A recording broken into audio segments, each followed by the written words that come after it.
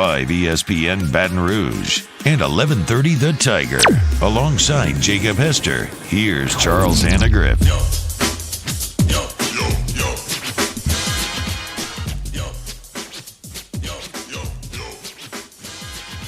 Good afternoon. Welcome to Hangin with Hester and Hanny, 104.5 ESPN Baton Rouge, 1130 The Tiger up in Shreveport. And if you're watching along with us on CST or YouTube, you'll subscribe to the Hangin with Hester and Hanny page. Do us a solid today. Just subscribe, hang out, man. It's going to be fun. It's 2020. You want people to listen or to? Let me leave the last part out there. Yeah. Okay, let's see where we start here today with lots of news, and we'll start with the game itself. Florida, yesterday we had this was during the show that they had 5 cases of COVID. That put us on alert as to what would happen next. Reports out of the Athletic and out of Gainesville. I know you talked to some of your people down there, Hess, and the number is closer to 30. 29 is what we've gotten. I've heard 30 from a couple people. Yeah. It doesn't matter. It's a pretty significant number. Florida didn't practice yesterday. They halted all football activities. They are waiting for results today from the next round of testing. This was Dan Mullen less than an hour ago on the SEC teleconference. I would think that that would come today, but to be honest with you, it's hard for me to speculate until we get the test results back from today as to where we're at. So I would hate to lead anybody on or speculate in that, but I would think today we should by today, for everybody involved, that we would have some more. Talking to multiple sources just in the last hour, we're going to be shocked if this game is played. I think it's pretty reasonable. Brooks Cabina from The Advocate, who's on this story as well, just a couple minutes before we came on the air, share that post. Jacob, you got it up in front of you. Yeah, LSU Florida is expected to be postponed after, obviously, coronavirus outbreak within the Florida football program. Multiple sources tell Brooks Cabina and The Advocate. Again, our sources, his sources, basically at this point, everybody's sources, because you have a large number of not only players but staff, that's coaches and outside staff at Florida, that have tested positive. This quote from Ed is about 2 hours old and probably already out of date, but I'll play it for you anyway. Yeah, hopefully hopefully it would help us today. If the game is being played or not. But you know what? There's going to be a lot of doubt in our kids' minds. I understand that, but we need to stay focused. We've been through this before. There was a lot of doubt in the season that we wasn't going to play. I told the guys, block out the noise. The only thing we can focus on right now is to prepare to play, and then just wait to see what they make a decision. If they tell us we're playing, we're going to be ready. If they're not, we're going to move on to South Carolina. Things move pretty quick. That was a little after 10 o'clock this morning, and while it hasn't been canceled yet, you can pretty much you connect the dots here pretty easy. There's a large number of cases. If you get below 53 available, you can't play. Right. I don't know what number Florida started at, but I don't think anybody started at 85. We're talking about scholarship players now. Right. I mean, yeah. So this is not even counting injuries, which we don't even know about. So the idea that Florida would have enough play, they didn't practice yesterday, and if they don't practice, they couldn't practice today, which how could they? Yeah. I mean, it's just a matter of time before we get some official word. And can we kind of call it like it is? This is very unfortunate that you have positive cases, but for LSU right now, with the miscommunication, with possible or the possibility that your starting quarterback Myles Brennan's not available for this game. Oh, that story wouldn't be the worst thing. Yeah. There's layers to it, but let's get to the Myles Brennan part of it. This was Coach O on the status of his starting quarterback.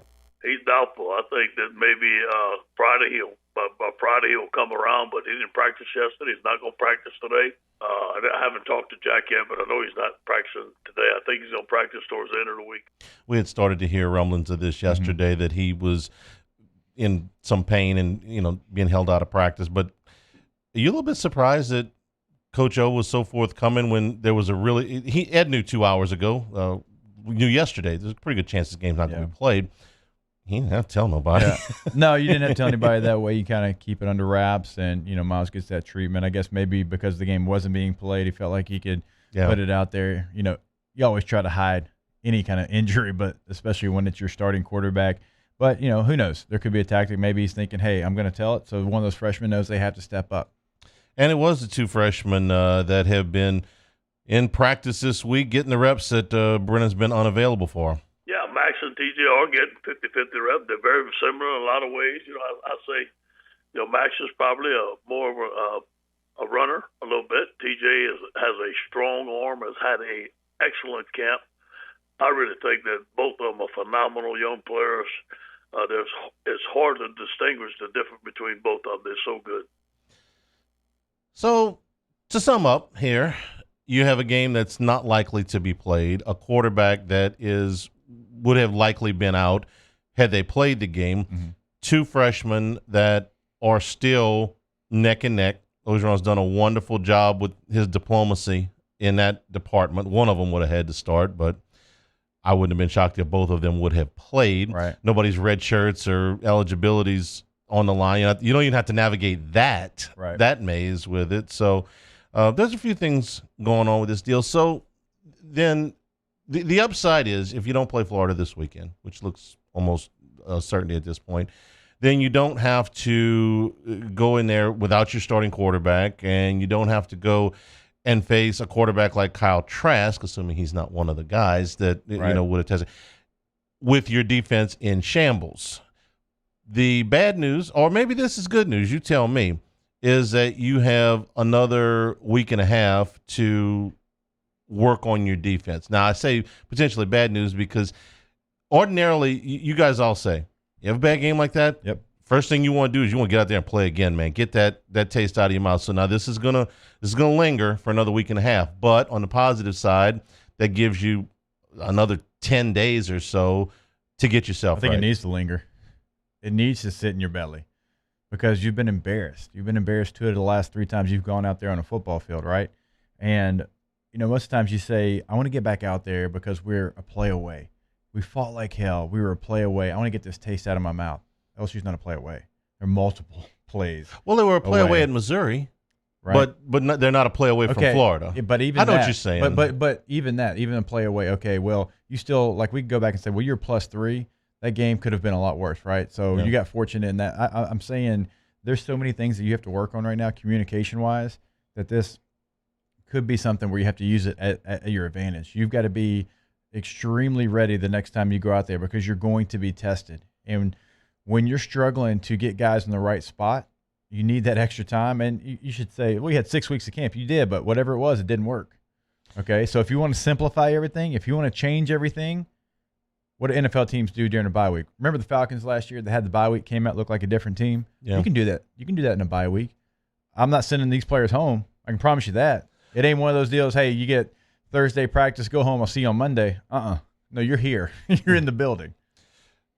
You can just say, hey, listen, we got to, we got quarantine, right? Yeah, quarantine in here. So Coach O was talking about how the simplification has been going. It's been good. I think that the communication's been better. Every defense, Steve, is going to have a check or two. We got to make sure that according to the formation and what they're doing, that our guys communicate well. They're on the same page. We're on the same page. We're fine. It's when we have bust or when we don't fit the run, our guys got to fit the run. We've been spending a lot of time on fitting the run and being in the right spot and just simplifying, not playing a lot of defenses. Let our guys get their cleats in the grass and play. How many defenses do you think they had in for the Missouri game? I want to guess. Yeah, I don't, Throw me a number. What's 12. Garden variety. 12 defenses. Okay, so if you had 12 defenses and you busted on 4. Yeah. 5. So 4 is the number of defenses I would have been. Okay. 4. Okay. I was going to say 6, but you was 4. No, I'd say 4. 4. Okay. All right. We're playing cover 1, cover 2, quarters, and choose your next one. Okay. That's it. That's what we got. That's what we can do. Right. If you want to throw in like something 0 blitz, cover 0, okay. That's a change of pace, fine. There's my 4. So then the last thing we talk about is what's the morale like over there? You've been in places, you've been in locker rooms after a bad loss, okay? Yeah. And in the locker room the week after a bad loss. What's the best way to because I'm thinking, man, anybody gets up in my face rah-rah at this point, it's probably not going to be received real well. It's got to be authentic. Yeah. It can't be fake. It can't be fake. You can't get up there. Come on, guys, let's do it for the team. No, it can't be. It can't be all that. Let's do it for this, that, and the other. No, do it for yourself. Have some pride. The only example I can give, because at LSU we didn't have this. We were very successful. We didn't really lose 2 out of 3. That just didn't happen. Okay. Right. Well, in the NFL, it happened to us my rookie year, and it was uncharted water for me. But I remember after we flew to Buffalo, got beat by the Bills, flew from Buffalo to London, got beat by the Saints, and then we were coming back and having a bye week, coming off back-to-back losses, and I think we actually lost a game before we went to Buffalo too. And we were 4-8 that year and turned around, and the turning point was Phillip Rivers being authentic in front of the team and talking about being embarrassed and having pride and don't be a quitter. But when he said it, I believed it because it was true. Right, you got to have somebody up there with passion that's a leader that does everything the right way, that walks the walk, talks the talk, like the whole deal, right? And you just got to have that conversation. You have to challenge it. Everybody, challenge each other. It's okay to challenge somebody, and it's got to be somebody on the defense, right? Doesn't it? It has to be a different voice on the defense. It can't be the same person that tries to do it like Jacoby Stevens is always trying to do it, and he does a great job of it. But it's got to be somebody you don't expect it from. I think it's got to be somebody different. Like if Derek Stingley got up there in front of everybody because he's so quiet and passive and he lit a fire and got into everybody's, that probably changes the perspective, right? If somebody on offense if Terrace Marshall did it, because he doesn't talk a lot. Terrace is pretty passive, pretty quiet, keeps to himself. If he doesn't, maybe that changes it. It has to be somebody, and I can't tell you enough. When I say authentic, it can't be cliches. It can't. Well, it's got to be raw. It's got to be off just pure emotion and anger, tears, whatever it might be. It has to be that. Marshall can get up there and say whatever he wants. He can be like, I'm out there busting it. Yes. I would appreciate. I didn't opt out. I stayed here. Yeah. Right? I stayed here for this team. Yes. I didn't go. Could I be drafted if I opted out? He could opt out right now. He could opt out right now. He could be a high draft pick. Next thing, smoking Arizona, right? Right? Yeah. But he's not. So if you don't listen to that guy, then you've already quit. Coach O on the team morale. Hey, yesterday's practice was outstanding.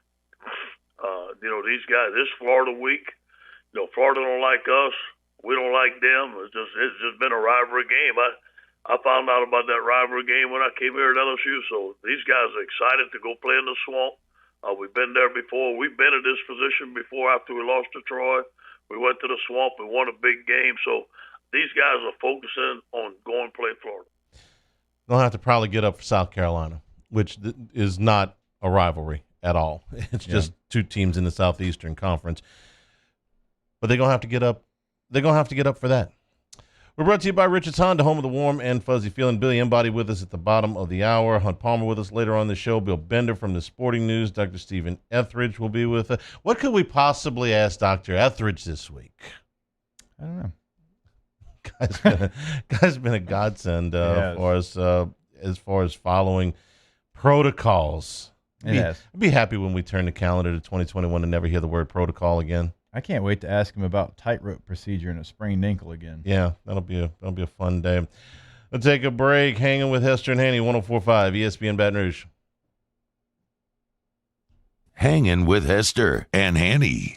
Tiger Air, an independent dealer of the American Standard Heating and Air Conditioning System. We got some cooler temperatures coming in here this week. Felt real good this morning. So probably time to start getting that unit checked as we head into the winter months. We're not there yet, so you still got some time. You always want to have those American standards operating at max efficiency because it's going to save you money each and every month. You're right. The chill was in the air. Got in the car this morning to come to the station about 6:30 a.m. It was pretty chilly. It's going to get that way later in the day pretty soon. So make sure that you're doing everything you need to do with your equipment to make sure you get that increased equipment life. You can get that with a Comfort Assurance protection plan, seasonal maintenance. You're going to get lower utility bills, emergency service, which is something obviously last week we were talking about. You can find more information by calling 225-754-8687 and checking out tiger-air.com.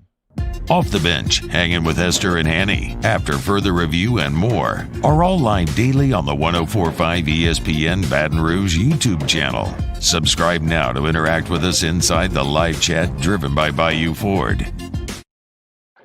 Oh, hey, what's up? It's Big D and Bubba, 100.7 The Tiger Morning Show. We'd love for you to join us every weekday, 4 a.m. till 9 a.m. Yeah, everything you want in a show. Country music. We got laughs. We got celebrity in-studio guests.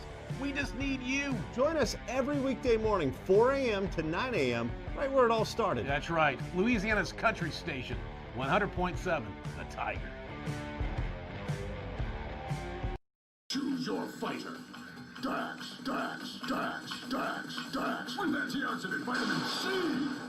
Given the choice, why wouldn't you choose the one with antioxidant vitamin C? Choose Vizzy Hard Seltzer. This isn't just another day. It's so much more. Kelly's life was put on hold when her auctioneer primary care doctor discovered a rare blood disorder. Her doctor connected her to an auctioneer care team of cancer, heart, and kidney specialists. With multiple primary care locations around Baton Rouge, same-day appointments, and online scheduling, we're relentless about keeping you healthy. Auctioneer Baton Rouge, innovating healthcare for Kelly.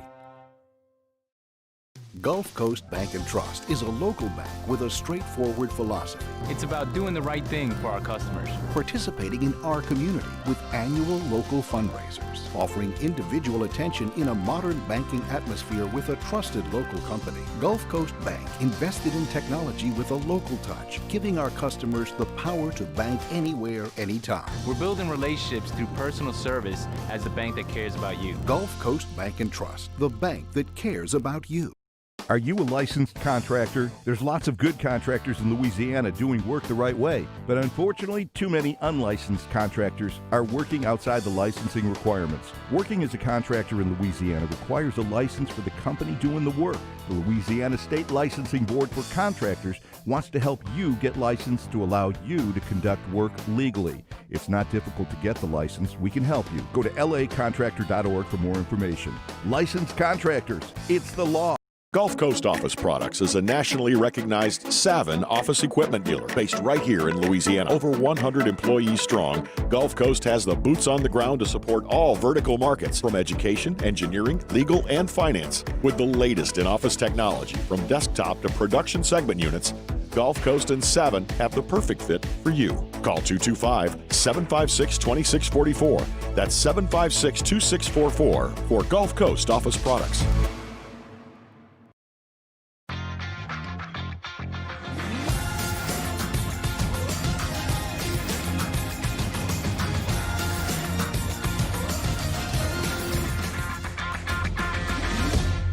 Tune into a Wednesday edition of Game Time with Jimmy Ott and Ben Mintz. We are live from Louie's Cafe right outside the north gates of LSU. Come see us from 6 to 8 on 104.5 ESPN Baton Rouge.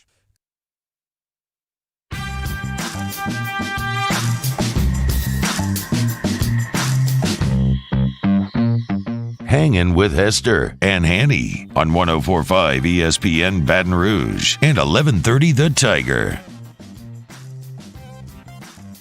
We are brought to you by Richards Honda, home of the warm and fuzzy feeling. So some more postscript from the conference call this morning, the weekly SEC teleconference. With the injury to Brennan, wanted to go back and look and see exactly what happened. Jake, you got a chance to look at the play. It was late in the first half. It was near the goal line.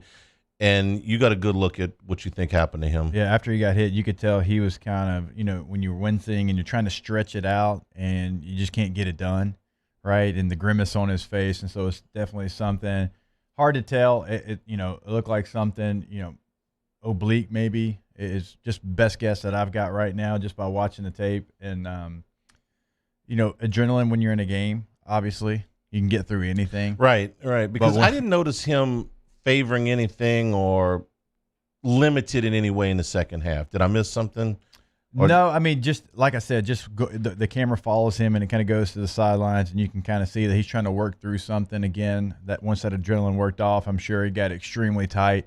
And if you're a quarterback, any injury like that's going to hamper what you can do throwing the football. So We'll get official word, hopefully. I don't know. But Right. just watching the tape, that's what it looked like. Oblique's a lousy injury for a quarterback to have. Yeah. It affects your throwing motion. It's a painful thing. We saw Drew Brees was a lot older, but I think it was 3 years ago, the 17 season, where he fought that oblique injury the whole year and just never really seemed like he was able to get right. His numbers were okay, but he felt like he was not as accurate. It's a totally different thing than what's going on now. So it's a tough injury for a quarterback, I would think. The other thing that is kind of a postscript out of this is Dan Mullen taking some heat because you're not allowed to be positive where results are concerned or things like that, or if you show any type of enthusiasm towards moving forward and not into the coronavirus panic, then you're hey. The engineers were in here. That's on me. The engineers were in here right before the show. That's when the little gremlin on the computer. All right, so apologize for that. Anyway, if you show any type of enthusiasm for the numbers getting better with coronavirus or anything like that, you will immediately be struck down and basically branded a death monger. And that's what happened to Dan Mullen, who was happy that the state of Florida had opened up and suggested that they put fans in the stadium. He had to backtrack that today. And I have tremendous respect for our local health officials. I think they've done a great job for us here in Florida. And I think, one of the things I think I think a lot of my comment maybe got taken into what I'm demanding, but it was more that whatever our health officials allow us to have in, that's what we want to have in the stadium to keep everybody safe and healthy, and as well as create an unbelievable environment for our players and create energy within the stadium. And I saw today, actually, I've had a chance to look at the news over the last 24 hours and saw today, even like you're looking at the Saints are trying to play games in Baton Rouge to have fans in the stands and those things. So I certainly apologize if I offended people or anybody out there. I think anybody that knows me, knows our program, knows how we do things. We have great respect for, all of our local health officials and for what they've been able to do and what we've been doing here since July. Well, really, going all the way back to March and since July when we brought our team back on campus. Nah, you're just trying to hurt people. Again, when they put the schedule out, we knew this was going to be hard. It wasn't going to be easy. We knew what the day the schedules came out, 10 games, 14 teams, 70 games. What do we say? Not going 70 for 70. Right. No way you're going to go 70 for 70. We found that out officially earlier this week with Missouri and Vanderbilt. Most likely LSU and Florida is going to follow suit here sometime this afternoon. And Lane Kiffin on the same conference call says, look, man, our numbers right now, they're not great. We could play a game, but we're having some issues getting through this. Yeah, Lane said a little bit ago that we are having issues. We're not in a good place numbers-wise. We could, however, play a game today. If they kind of asked him, are you in jeopardy of missing the Arkansas game? So it looks like they've got some numbers that aren't great, but they could fill that 53 limit, or minimum, I should say, and go out there and play a game. Protocols are in place for a reason. There's that word again. We knew they were going to have to move some. Most likely, this game's going to be moved to December 12th as well. They don't have a common open date, so you're going to have to do that. Maybe at some point they're going to have to cancel a game outright that they can't reschedule. That may happen. Derek Mason on that same call today said that they have somewhere in the 40s available for them. That's Vanderbilt. Again, we knew this was going to be hard. There was a possibility that everybody wasn't going to be able to finish the season. And there were times where the baseball season looked like it might not get played. They couldn't put everybody in a bubble the way the NBA did. The NFL has had to move some games around. College football going to have to move some games around. That's part of the deal. And you got to work through it. You can't say, that's it. You got to shut everything down. No, you continue to work the problem. Yeah. Here's where it gets a little hairy. You got Vanderbilt and Mizzou that have been canceled. LSU's last two opponents. All right. LSU's next opponent, South Carolina, just played Vanderbilt. So what did their numbers look like? And then this situation now with Ole Miss and Alabama. Okay, well, contact tracing. Where's those numbers? So when you do play an all SEC schedule and you have an outbreak, well, you got to kind of get the push pins out and tie the red line to it and kind of see exactly what's going on here. So we'll have to wait. We'll have to see what LSU's numbers are, what maybe South Carolina's numbers are, if there's anything there, because Vanderbilt's was more of a numbers issue. They felt like they had it under control. It's just Shearer didn't have the numbers to go out there and play. So is that the same situation with Florida? Texas A&M. I'm sure right now they're going to do all their tracing and see exactly what their numbers are. Yeah. So Florida still kind of had a push. Just with my conversations, they still kind of had a push. They were trying to do this game, and this is going to sound bad, but it doesn't seem like it was players that were going to affect the game plan. Well, or if it wasn't a majority of them. And if at some point they say, this is too dangerous to continue, then you're gonna have to stop for a little while. That was part of the deal. They're following what the doctors are telling them to do. So the follow the science. That's exactly what they're doing. The doctors have told them this is what you have to do, and if this threshold gets exceeded, then you have to stop. That's what they're doing. They're going as far as they can go. They're working through the protocols, and then if they get to a point where they've got contact tracing, they stop. Be prepared for there to be games canceled outright later in the season. I think that's entirely possible. And if it does, it's not it doesn't mean you have to stop everything that you're doing. You stop and you move forward. Looking at the Twitter here, Graham Hall from the Gainesville Sun says that Scott Strickland will meet the media at 2 o'clock via Zoom to probably announce a postponement. All right, so that's 2 o'clock Eastern time. 2 o'clock. Yeah, okay. So about 35 minutes from now, we'll have that for you, and we're expecting that game that will be canceled at that time. Thank you, Josh. We'll take a break. When we come back, Billy Embody will be with us. This is Hanging with Hester and Hanny, 104.5 ESPN Baton Rouge. Hanging with Hester and Hanny. If you're going to be doing any property improvements, hey, the weather's improving a little bit. You want to do any kind of digging, you got to call 811 first. That new fence is going to look really nice, but if putting it in involves hitting a water line or hitting a gas line or hitting a power line, then you're going to cause problems for yourself. You're going to cause problems for your neighbor. Plus, it's against the law. So it's a real easy fix. You call 811. Do it 2 days before you plan to dig and mark the location of all the lines on your property where buried lines are sometimes very shallow beneath the surface. You stay out of trouble that way. Yeah, no excuse, right? Because you can call or click. Call 811. That's easy. Go to Louisiana811.com and click. That's easy, right? So not only is it easy to have that process done, but once they come and they mark those lines, they're going to show you clearly where you can and cannot dig. So the whole process is easy, and really you don't do any of the work. It's something where you just pick up the phone or you log online and they come do everything for you, right? So go ahead, make that call or click. It's the law and it's easy. Call 811 before you dig.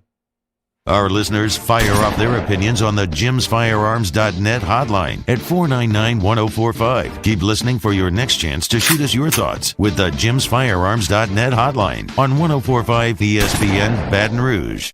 Here at the Big Squeezy, we continue to serve the Baton Rouge and Southeast Louisiana areas during these troubling times. We are dedicated to providing you healthy food items to help you live your best life. From our cold-pressed juices to our delicious smoothies, let the Big Squeezy keep you going. Stay active, stay happy, and let us help you stay healthy. Visit us at our locations and also inside of Alexander's and Methern's grocery stores or online at thebigsqueezy.com.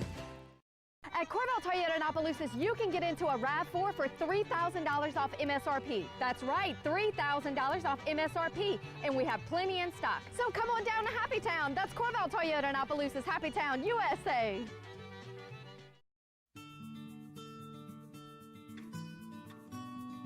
This is a house call.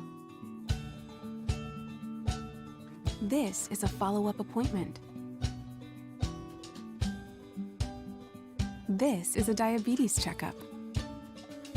This isn't just more convenient care, it's more advanced care. This is innovating healthcare at Louisiana's #1 hospital, Auctioner. At GMFS Mortgage, thanks to you, we've been changing lives for over 21 years. So far this year, that includes providing thousands of meals for the homeless, donating and helping raise $125,000 for the Greater Baton Rouge Food Bank, feeding hundreds of police officers during the stay-at-home order, and feeding local nursing homes. So if you're ready to buy, build, renovate, or refinance, choose a local lender that's changing lives in our community. Choose GMFS Mortgage today. Gulf Coast Bank and Trust is a local bank with a straightforward philosophy. It's about doing the right thing for our customers. Participating in our community with annual local fundraisers, offering individual attention in a modern banking atmosphere with a trusted local company. Gulf Coast Bank invested in technology with a local touch, giving our customers the power to bank anywhere, anytime. We're building relationships through personal service as the bank that cares about you. Gulf Coast Bank and Trust, the bank that cares about you. At All-Star Toyota, you get it all. If you're in the market for an all-new Toyota vehicle, come see our friendly and knowledgeable sales team at All-Star Toyota. Located in Baton Rouge at the corner of Airline and Goodwood, we've been serving our community since 2005 by offering a large selection of new Toyota cars, trucks, and SUVs. Get behind the wheel of your dream car and take a test drive at All-Star Toyota today.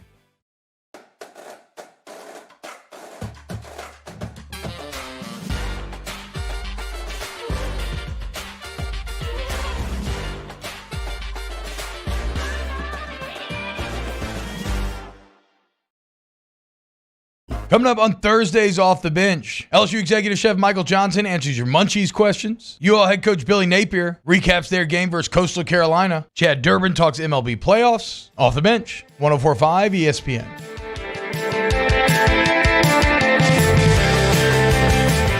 Hangin' with Hester and Hanny on 104.5 ESPN Baton Rouge and 1130 The Tiger. We're brought to you by Richards Honda, home of the warm and fuzzy feeling. Expecting an announcement in about 30 minutes from, we're going to get this from Florida, I think, Scott Strickland. We're trying to get to see if we can effort some audio of that as it happens. Not really sure exactly what forum he's doing that in, but we're efforting that as we speak. We're expecting that announcement at the top of the hour. In the meantime, Billy Embody joins us. Billy, good afternoon. Good afternoon, guys. How are you? We're doing fine. We're rolling along here. Get news from time to time, and we adjust accordingly. But with the news of Myles Brennan's injury, and it's not going to affect LSU. They're not going to have a game this weekend, it looks like. But you got a chance to see up close and personal both Max Johnson and T.J. Finley, and Ed Orgeron has been very diplomatic and pretty much right down the middle with the reps, according to what he said. So give us your thoughts on the two quarterbacks and where they might be in their development. Well, I think watching them as high school prospects, it was kind of two very different stories, I would think. I mean, T.J. Finley was very, very highly touted early on, committed really early in the 2020 class to LSU, as did, Max Johnson was a couple months behind him, or a few months behind him in terms of committing. But both were committed very early to LSU, and two very different prospects. Not just, with Max Johnson being a lefty and T.J. Finley being a right-handed quarterback, but just kind of their style. And T.J. is he's got the big, body that he's slimmed down reportedly. Ed Orgeron, praised him for the work he did to come in and slim down over the course of the offseason because he was a big body. He was, he is all of 6'5", and he was about probably 250 pounds or so there as a high schooler, and he's trimmed down, and that's something that he definitely needed to do. And hopefully it helped with his quickness and being able to move in the pocket a little bit more. But he's got a big arm. He's always been able to throw it, probably about 60, 70 yards and kind of do it relatively effortlly. But the thing about TJ was, during the course of his high school career, you want to see a little bit more consistency in terms of accuracy. I think sometimes his game kind of fell off a little bit when they played some tougher competition. And his senior year, he had some huge games, and he had some games where it didn't go as well. And then Max Johnson on the other side really improved just over the course of his high school career. In his junior year, he was throwing to a bunch of Shea Dixons and Billy M bodies for that junior year. They were so decimated by injuries, and then you look at his senior year, and he comes back and he has a really strong completion percentage. He leads his teams to a state championship game appearance, and just really put everything together that he's got. He's a terrific athlete. He's got a 36-inch vert, tests really well, and Ed Ogeron has shared that about him as well. That he's got that ability to run and make plays with his feet.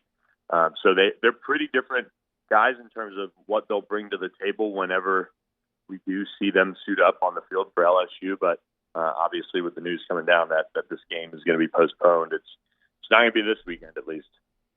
Billy, all summer we talked about Eric Gilbert, B.J. Ojulari, probably the two most guys in this class that we spent time on, and they're playing and they're having a big impact on LSU. But as you look at this class as a whole, are you surprised maybe that some guys aren't playing more? And do you have a couple of names in mind? Yeah, I think. Sorry, you kind of broke up there at the end. Eric Gilbert and B.J. Ojulari. Yeah, other guys that maybe aren't playing as much, because that's the two guys we knew were going to play. We knew they'd kind of make an impact. Any freshmen that you're surprised they're not playing right now?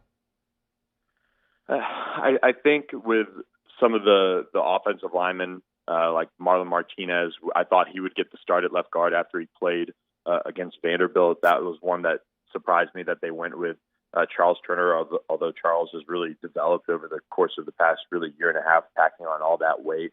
I think you've seen Keyshawn Butte show some flashes. I thought he would be more of an instant impact guy than what he's been. But look, that's a credit to Jontre Kirkley and Racing Matt, Ray Jenkins stepping up.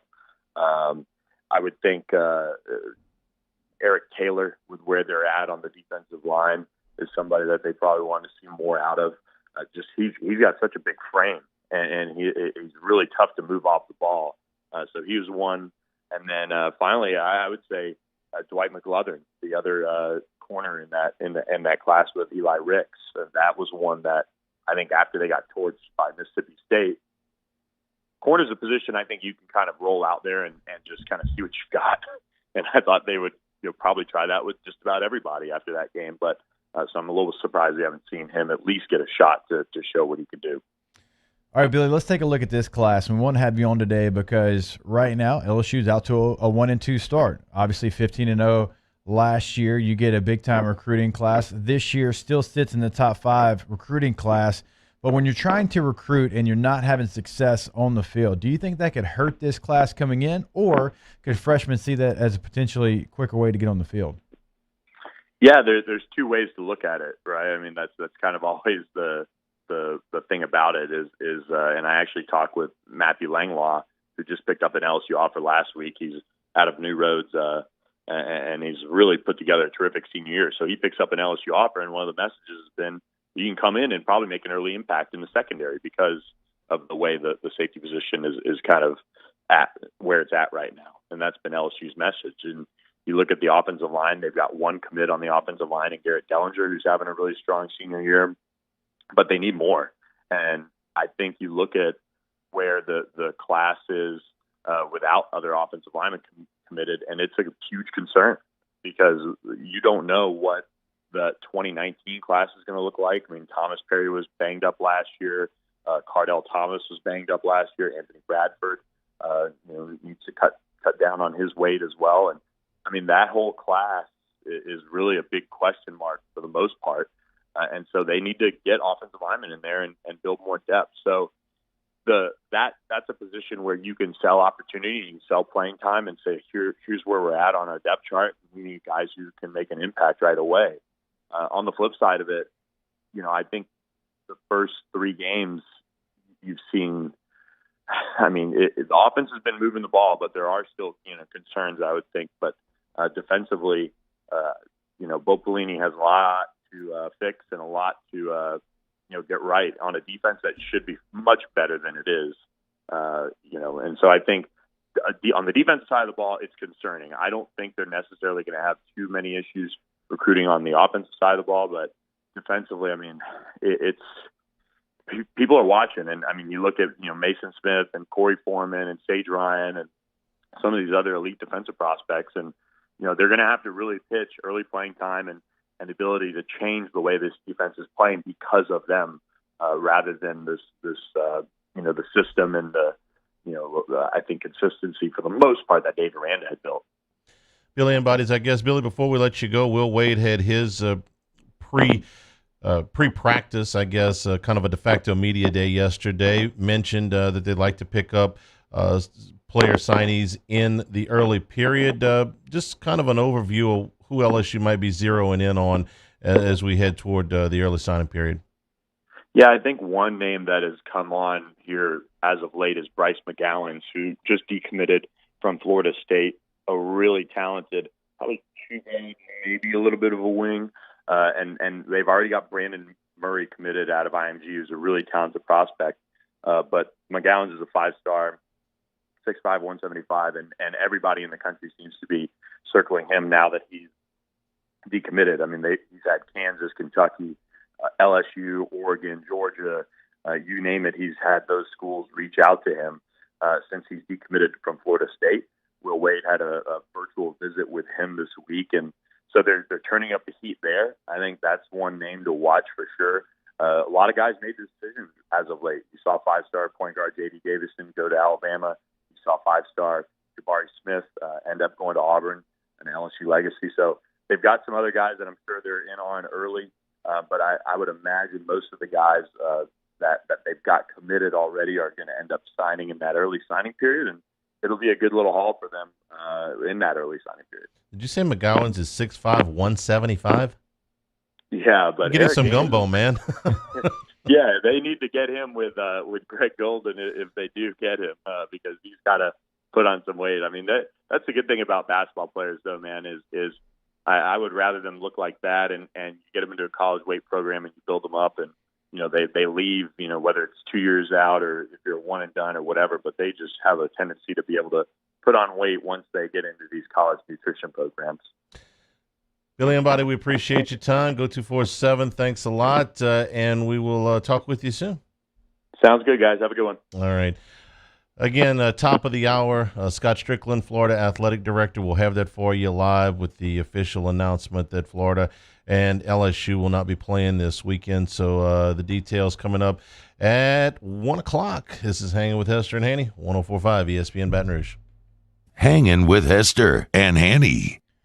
All right, we're brought to you by Garcia Roofing. As we've been telling you over the last couple of days, they've got all hands on deck right now, right? So if you were affected by Hurricane Delta, if you need emergency tarping, they can do that. But look, the last couple of days, maybe you're noticing you have a leak because of all the rain that you took on your roof. Okay, well, they can come out and they can fix that because, of course, they can redo the entire roof. They're going to get it done, and they're going to get it done the best that you're going to find in Louisiana. But small repairs, well, they can do that as well. Make sure that you reach out to them and you get that quote because it is free for that roof inspection, Hanny. Yeah, if you don't know, then this is a very easy way to find out. Your trusted home improvement experts in Baton Rouge, in New Orleans, on the North Shore, and in Lafayette. We know our friends down in Southwest Louisiana took some real damage during this hurricane season. So for roof repair, roof replacement, commercial roofing, gutters, call Garcia at 225-756-3100. Online, it's GarciaDidMyRoof.com. We opened up the playbook and expanded our coverage. Listen daily in high definition on 98.1 HD2. We are 104.5 ESPN Baton Rouge. Do you know someone who sets a good example for all of us to follow? Someone who shows leadership, selflessness, and service to their community without being asked? We think that's the definition of a good citizen, and so does Citizens Bank and Trust. If you know someone who exhibits all of these qualifications, nominate them for a Good Citizen Award, and they could receive $500 from Citizens Bank. And we'll recognize them here on the show. Get the details at citizensbankandtrust.com, and then nominate your good citizen. Service Master Elite create clean, disinfected work environments. As a local business, we take pride in serving the New Orleans and Baton Rouge areas. Our cleaning protocols follow CDC and OSHA standards for healthcare settings, offices, senior living, restaurants, and industrial plants. Contact Service Master Elite to get your operation ready for reopening with germ disinfection cleaning. Service Master Elite, the trusted choice in professional cleaning since 1996. To all of our heroes working on the front lines of this COVID-19 pandemic, your bravery and selflessness represent the very best of us, and we want to say thank you. I'm asking everyone around the state to join me in celebrating the heroism of our healthcare professionals on the 19th of every month at 1900 hours, that's 7 p.m. Write a note of appreciation, make plans to donate to charitable organizations, or say a prayer. To learn more, visit 19thanks.org. Thank you, and God bless. T-Bob Hebert here with breaking news. Front to Back Boat Services is the shop to upgrade your boat tech this fall. With not one but two NMEA certified techs, who better to install your Panoptic sonar, your HD displays. You want to see the fish under the water before you even cast? They have that. Trolling motor you could control with your iPhone? They have that. So what are you waiting for? Get into Front to Back Boat Services right now. Upgrade your boat tech. Make your boating dreams come true. Front to Back Boat Services. I've been doing business with Luba for 25 years. They're dependable, trustworthy. It's just the attention to detail with our clients. Our folks have years and years of experience. They're highly trained professionals. But many companies have that asset. What I'd like to think makes Luba a bit different is that we use those talents in a way that truly is dedicated to serving the needs of the folks who depend on us. This isn't just another day. It's so much more. Kelly's life was put on hold when her auctioneer primary care doctor discovered a rare blood disorder. Her doctor connected her to an auctioneer care team of cancer, heart, and kidney specialists. With multiple primary care locations around Baton Rouge, same-day appointments, and online scheduling, we're relentless about keeping you healthy. Auctioneer Baton Rouge, innovating healthcare. Hey, it's Matt Moscona inviting you to join us for Wednesday's Hump Day AFR presented by Pluckers. Russ Mitchell joins us to preview the weekend ahead in the SEC, and we'll have the latest on Florida suspending team activities. Join us 3 to 6, 104.5 ESPN Baton Rouge.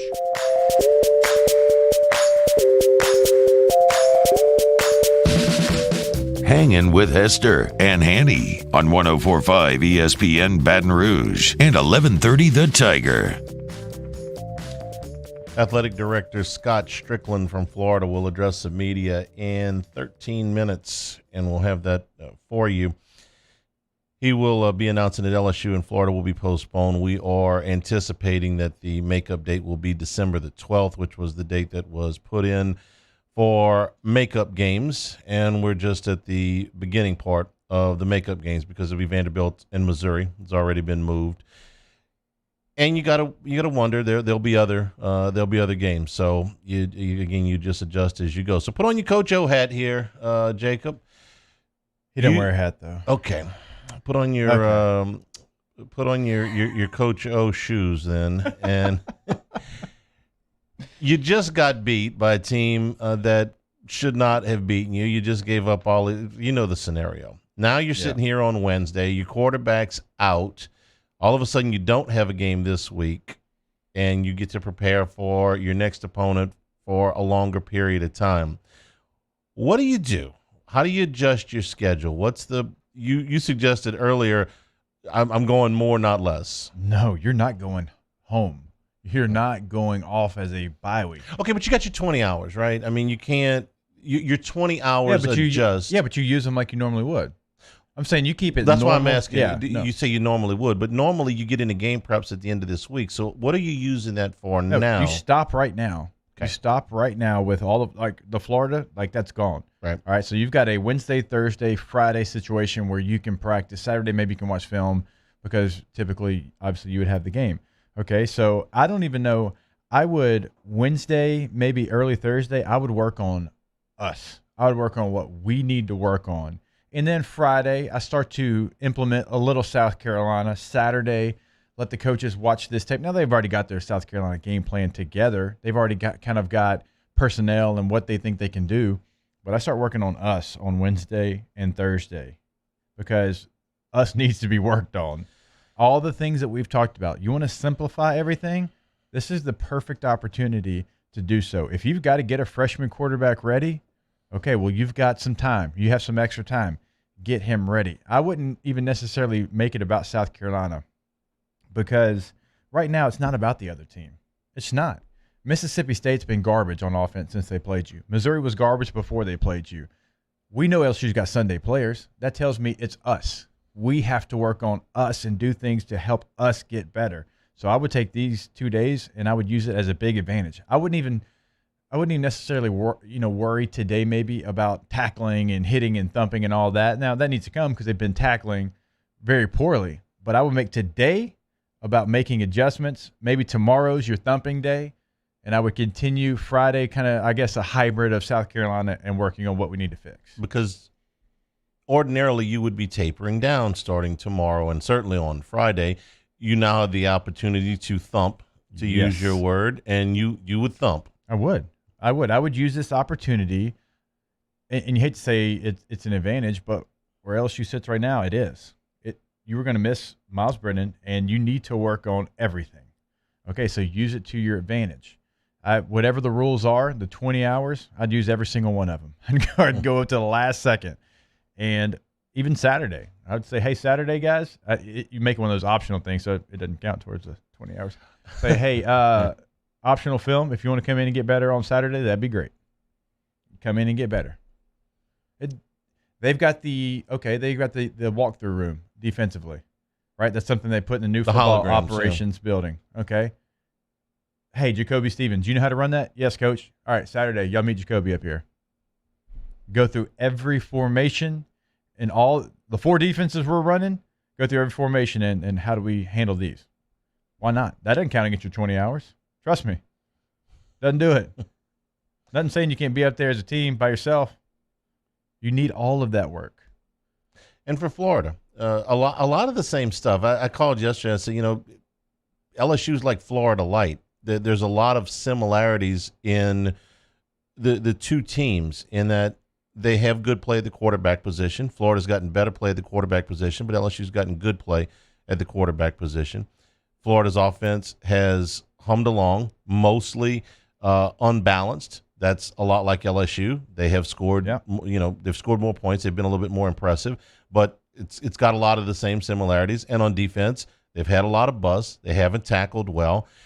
Florida and LSU have followed a very similar path, just as Florida's been a little bit better at it than LSU, but the strengths and weaknesses line up for the two teams. Not that you're exactly right. They've been able to make enough plays on offense to win games and kind of bail out their defense. But when I was talking with Doring this morning, he said the same thing that I've been saying, that they feel like they've got to play perfect right now. In fact, in Texas A&M game, they kind of did. They only punted one time, then they had one turnover. So they didn't play perfect. You're going to lose games. And they lost the game by one score. That's only 2 possessions they didn't score.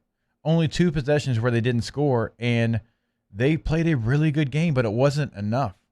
So these two teams, they mirror each other. They really do. And it's a little more surprising at Florida defensively. Now, LSU's been just a mess on defense, and this isn't giving them any credit. Right. But Todd Grantham's been in place there. He's been the defense coordinator since Dan Mullen's been there. They know him. He knows the players he recruited.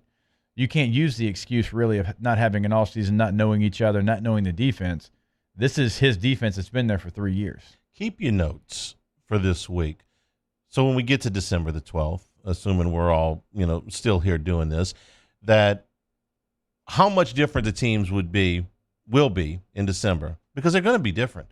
I don't know if they'll be better. I don't know if they'll be worse. I don't know who's going to be injured. I don't know any of the other things that might be in play at that point, but it's going to be different. And I have to think that no matter what scenario ends up happening, that LSU will have a better chance to beat the Florida Gators on December 12th than they would have this weekend. Yes. Without question. You better damn well hope so anyway. If they don't, then boy, did this season go. That's on them. Yeah. Right? You've got this opportunity. And again, I'm not trying to be insensitive to anybody, but you have an opportunity now. Yeah. You needed a breather. You're drowning. You got to come up and get some air. And now you've gotten that. Okay? Get healthy in the quarterback situation. That's I'm not trying to underplay that. That's massive. You've got a guy that when he takes his first snap, it's going to be his first snap. Okay? So you've got to fix everything on defense and try to get healthy at that position. And now you've got some extra days. And you've got an opponent in South Carolina that's better than every player over there thinks right now. Every player over there has not paid attention to South Carolina. When they turn on that tape, they're going to be like, damn, South Carolina's got a little juice. We've talked about it. Okay, so playing Auburn this weekend. You interested? Very. Yeah. I actually think South Carolina wins that game. I think the wrong team may be favored. Absolutely. We're brought to you in part today by Supreme Rice, supremerice.com. Support our Louisiana farmers down in southwest Louisiana. It's been a rough schedule here for them. All Supreme Rice is grown, milled, and processed right here in southwest Louisiana, in Crowley, Louisiana, since the 1930s with Supreme Rice. Perfect complement for your stews, for your gumbos, for your etouffees, for your jambalayas, whether it's the long grain, the brown, or the jasmine rice, which is our favorite. Very, very easy to get at all your Walmarts, at all your Costco's, at all of your AG food dealers. Hey, listen, we can sell in for a long day of football. We won't be working apparently this Saturday, so we're going to make a big pot of something, and you can bet it's going to be with Supreme Rice. For great recipes and more information, go to supremerice.com. Scott Strickland at the top of the hour. LSU and Florida going to be postponed. This is Hangin with Hester and Hanny, 104.5 ESPN Baton Rouge.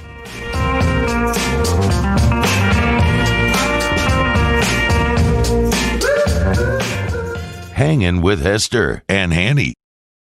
Gulf Coast Bank and Trust is a local bank with a straightforward philosophy. It's about doing the right thing for our customers. Participating in our community with annual local fundraisers, offering individual attention in a modern banking atmosphere with a trusted local company. Gulf Coast Bank invested in technology with a local touch, giving our customers the power to bank anywhere, anytime. We're building relationships through personal service as the bank that cares about you. Gulf Coast Bank and Trust, the bank that cares about you.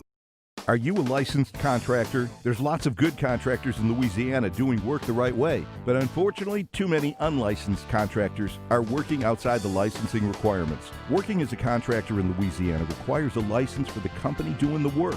The Louisiana State Licensing Board for Contractors wants to help you get licensed to allow you to conduct work legally. It's not difficult to get the license. We can help you. Go to lacontractor.org for more information. Licensed contractors, it's the law. I can't tell you how many people tried to discourage me when I said, I'm opening up a haunted house. If you love doing something, don't let anything or anyone stand in your way. How he comes up with this stuff in his head and designs it is mind-boggling. Debbie and Home Bank understand my business and understand that it's not normal. They've worked with me since the beginning to help my business grow.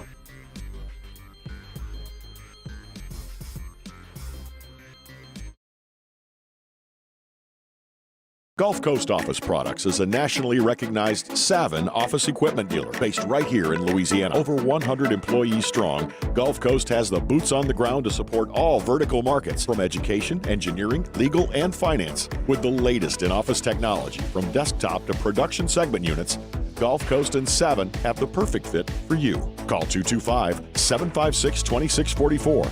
That's 756-2644 for Gulf Coast Office Products.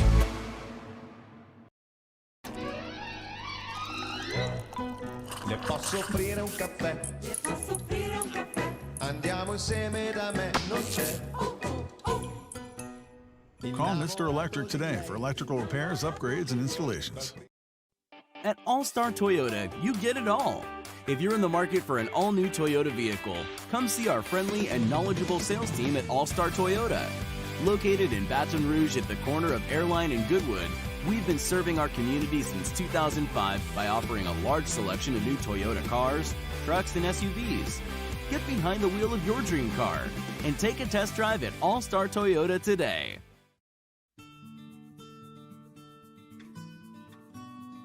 This is a house call. This is a follow-up appointment. This is a diabetes checkup. This isn't just more convenient care, it's more advanced care. This is innovating healthcare at Louisiana's #1 hospital, Ochsner. ServiceMaster Elite create clean, disinfected work environments. As a local business, we take pride in serving the New Orleans and Baton Rouge areas. Our cleaning protocols follow CDC and OSHA standards for healthcare settings, offices, senior living, restaurants, and industrial plants. Contact ServiceMaster Elite to get your operation ready for reopening with germ disinfection cleaning. ServiceMaster Elite, the trusted choice in professional cleaning since 1996. At Cordell Toyota in Opelousas, you can get into a Tundra for $7,000 off MSRP. That's right, $7,000 off MSRP. And we have plenty in stock. So come on down to Happy Town. That's Cordell Toyota in Opelousas, Happy Town, USA.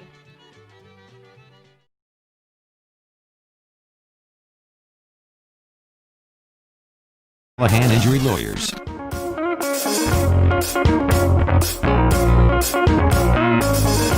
Hangin with Hester and Hanny on 104.5 ESPN Baton Rouge and 1130 The Tiger. Hour number 2, Hunt Palmer joins us. He's here without food as usual. Yeah. We're going to go to the Scott Strickland announcement as soon as it is ready to go. So we got to... As soon as he gets on the mic or the Zoom. Or are they on time over there? Or are they like down the street where we just kind of sit and wait? I think Ed's been a lot better than Les. Yes. His punctuality Les was on the Ronnie Rant schedule, which isn't good. No, I disagree. Ronnie always showed up 30 seconds before. Oh, no, not always. Okay. Not always. He's been late to his own show. Ronnie almost always is very close. But Les would sometimes leave you out there 30, 45 minutes. Yes. I mean. Yep. Lots of times. Trust me. Hey, would y'all get off Uncle Les? He's got COVID, okay? And we wish him the best. It's just there were times, and I was just joking. And you could book it, okay? If I was running late for something, that's the day Les would be on time. I mean, see, me and Les, it doesn't work because I've never been late to anything in my entire life. It pains me. I'm 20 minutes early. I sit in the parking lot before meetings and just sit there. Like I have a problem.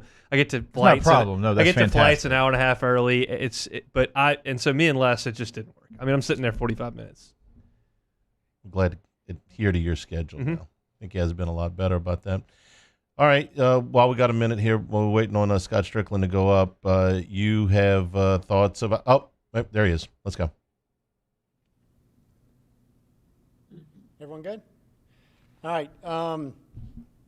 We are due to a significant number of COVID cases.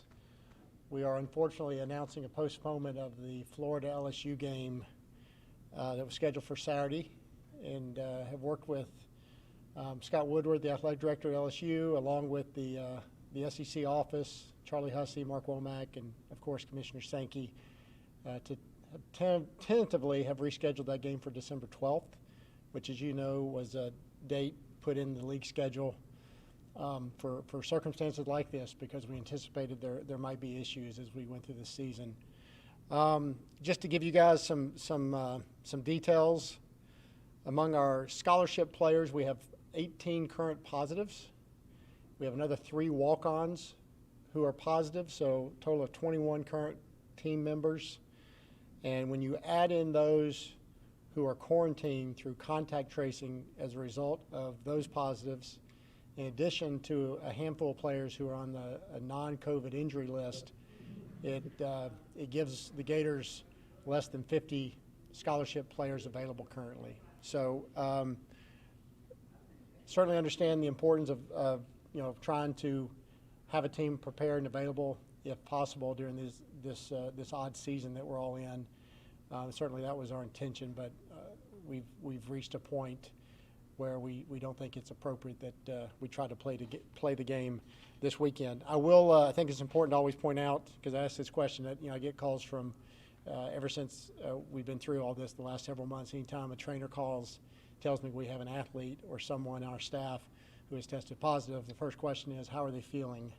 And fortunately, all those who are positive in this instance, including some coaches and some football staff, they seem to either be asymptomatic or only experiencing mild symptoms. So that's obviously a positive right now. Hopefully they'll continue to not have more severe symptoms. I'll also point this out, from when football team mandatory activities began in July until the 1st of October, that was 11 weeks. In those 11 weeks, we had a total of 10 positive cases with our football program. So that's less than 1 per week. Protocols have not changed since the calendar rolled over to October. obviously we're in a different situation, and so that's there's a sense of frustration, but we understand this virus can sneak up on you, and you can have a spread in a eyelash, really, the bat of an eyelash, and that's what we're seeing right now. Really have no obvious answers about the origin of the spread, but there's suspicion that the trip this past weekend to College Station probably was at the root of it. And again, a lot of this is anecdotal, but from talking to our sports health staff, a couple of our athletes who have tested positive since coming back from that trip subsequently reported that late last week they had what they thought were allergy type symptoms.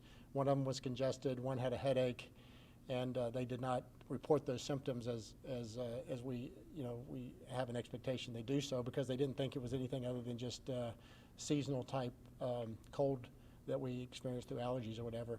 So there's a suspicion that maybe that is what helped make this an event that had this kind of spread.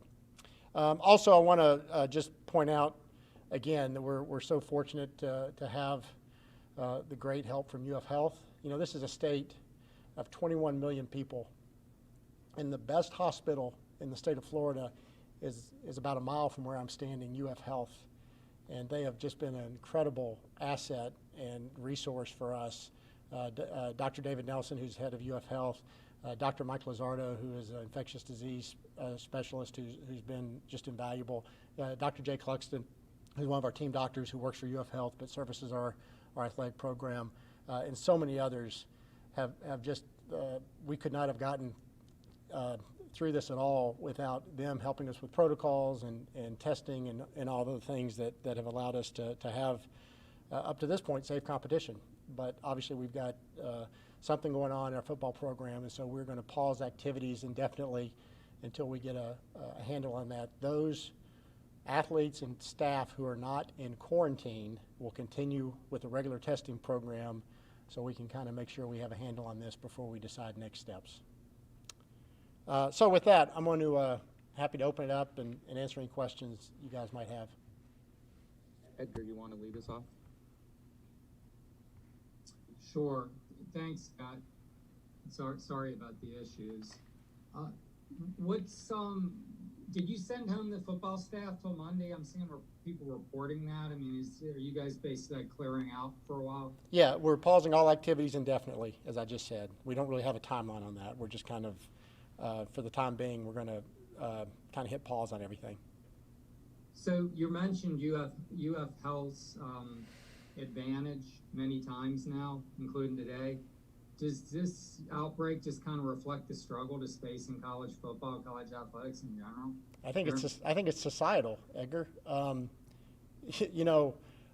referenced Dr. Lizardo.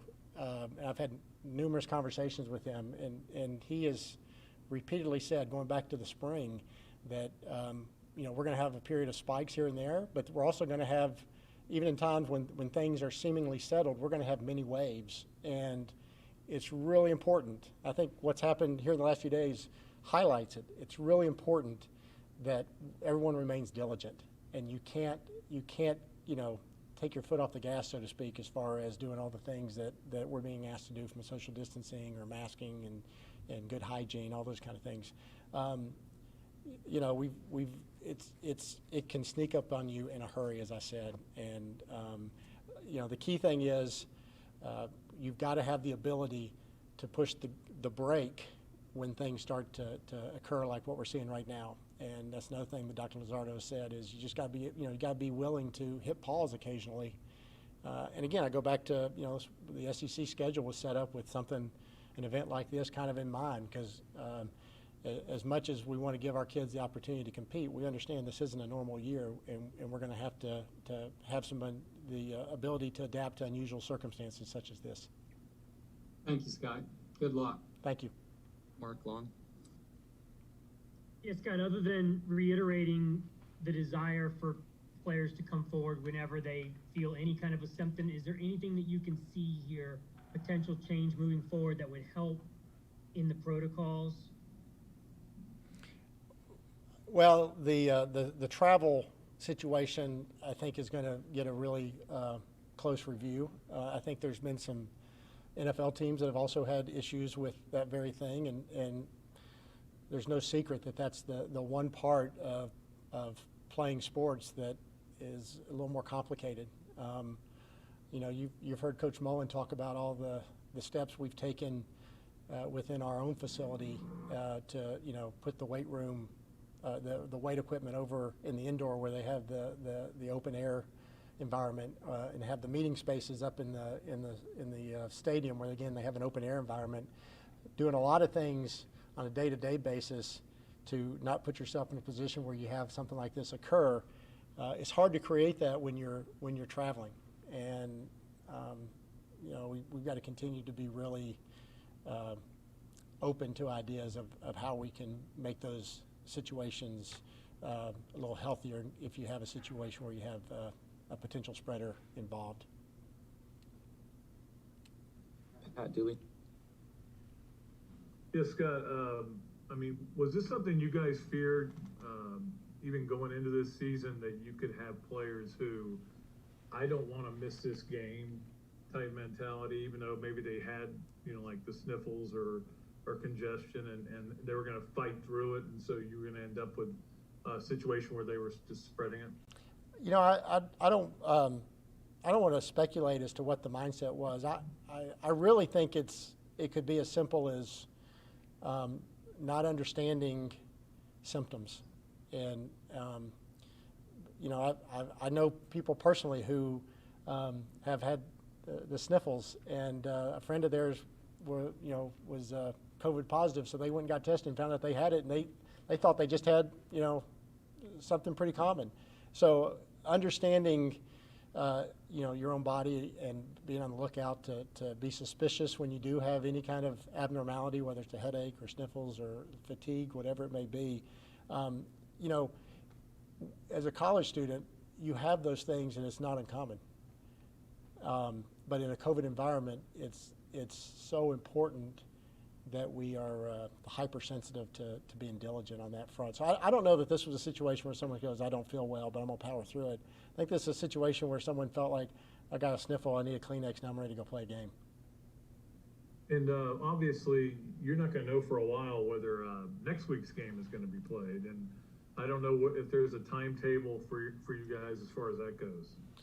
Well, you know, it's hard to speculate right now. Obviously, we'll be in communication with the Southeastern Conference, and you know, I guess Missouri obviously is our next opponent, to kind of keep them abreast of what we're seeing. And we'll continue, as I said, our regular testing protocol for those who aren't in quarantine, and hopefully we can, you know, hopefully we don't have any more positives, and we're able to get on the other side of this, and then we can, you know, get everyone back in a situation where we can go and compete again.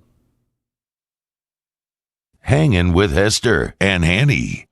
GMFS Mortgage, GMFSmortgage.com, helping you through this little time in your life where maybe it's time for some changes that can benefit you financially, whether it's getting into a new home with more purchasing power now than maybe you've ever had with low interest rates at this time. It would behoove you to check. And, of course, if you are in a home that you want to stay in, a refi might free up some cash in the short term, save you money in the long term, or shorten the amount of your mortgage payoff. Whatever your goals are financially, start with a counselor locally at gmfsmortgage.com. They'll sit down with you. They'll get all the information that they need. And from there, you can plan out all the way through to the close exactly what you want to accomplish. Whether you're renting and want to own, owning and want to upgrade, owning and want to refi in your current location, or you're looking for a construction loan, GMFS Mortgage can help. Do what I did, do what thousands of others have done. When they talk about changing lives, they're talking about changing your budget every single month for the better. Start that financial journey at GMFSmortgage.com. Saints coverage, Chiefs, Cowboys, Thursday night, Sunday night, and Monday Night Football. From the opening kickoff to the playoffs and the Super Bowl, the NFL lives on 104.5 ESPN Baton Rouge.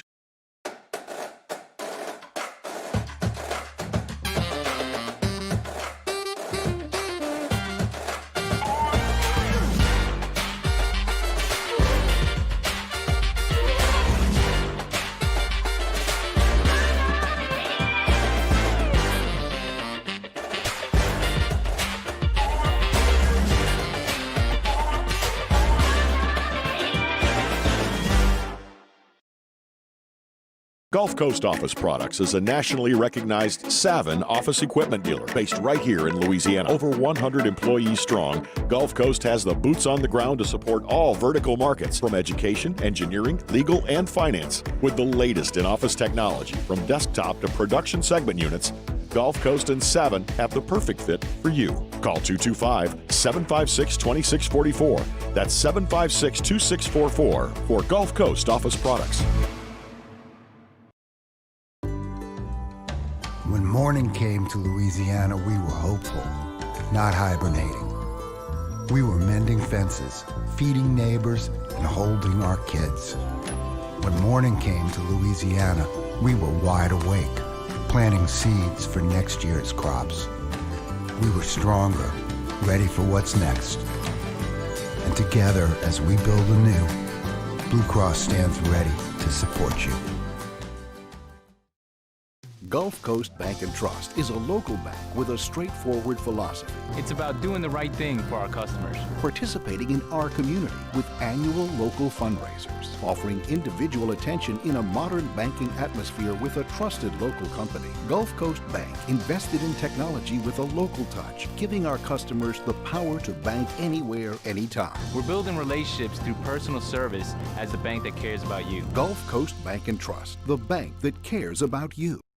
To all of our heroes working on the front lines of this COVID-19 pandemic, your bravery and selflessness represent the very best of us, and we want to say thank you. I'm asking everyone around the state to join me in celebrating the heroism of our healthcare professionals on the 19th of every month at 1900 hours, that's 7 p.m. Write a note of appreciation, make plans to donate to charitable organizations, or say a prayer. To learn more, visit 19thanks.org. Thank you, and God bless. T-Bob Hebert here with breaking news. Front to Back Boat Services is the shop to upgrade your boat tech this fall. With not one but two NMEA certified techs, who better to install your Panoptic sonar, your HD displays. You want to see the fish under the water before you even cast?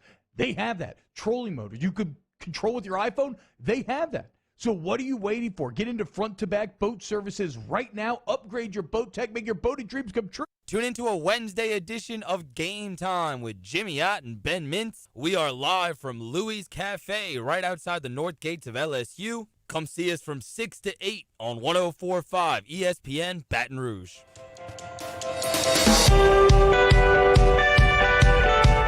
Hangin' with Hester and Hanny on 104.5 ESPN Baton Rouge and 1130 The Tiger. Well, now, certainly a positive sounding Wednesday. The news just coming in sort of in waves. But LSU and Florida officially postponed.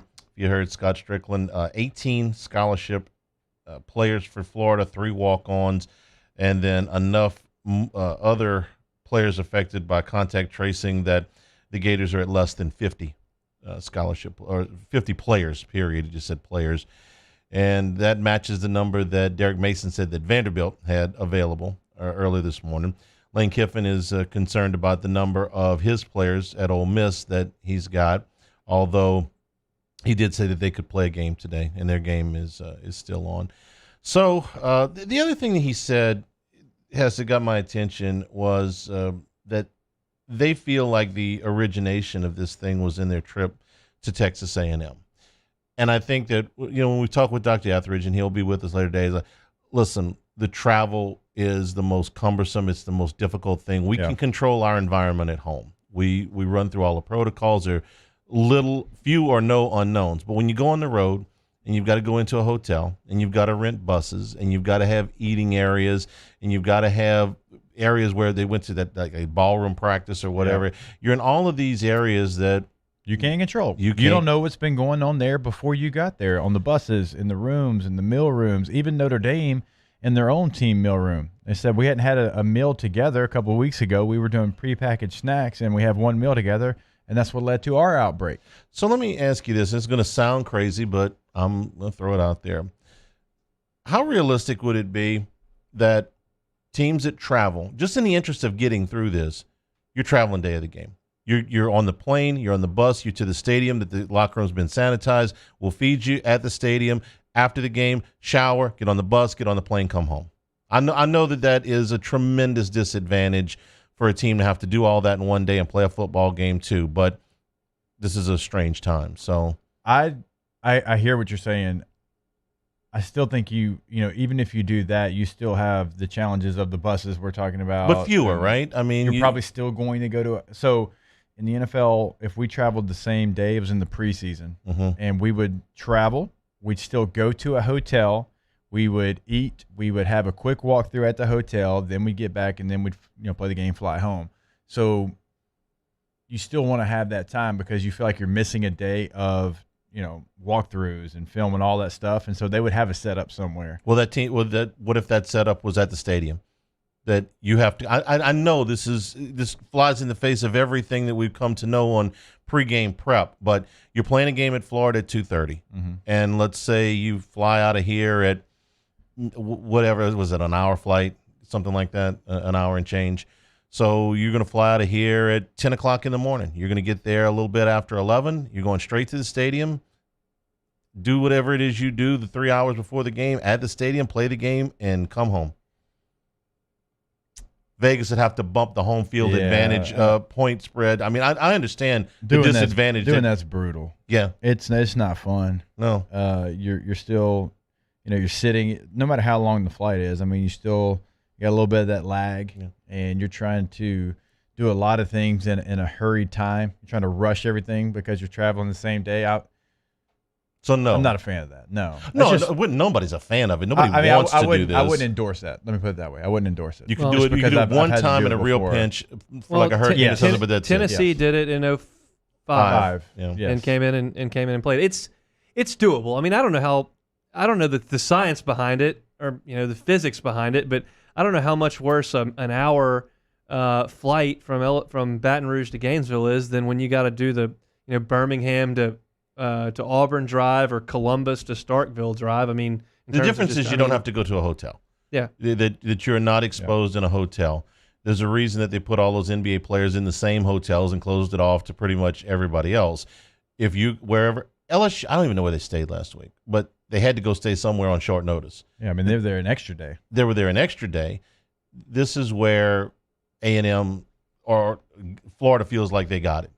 So somewhere in the plane. He was quick to say that. Yeah. Well, we'll throw the Aggies under the bus. Somewhere in the airplane to bus to hotel to bus to stadium to bus to airplane home, somewhere in there, somebody got it.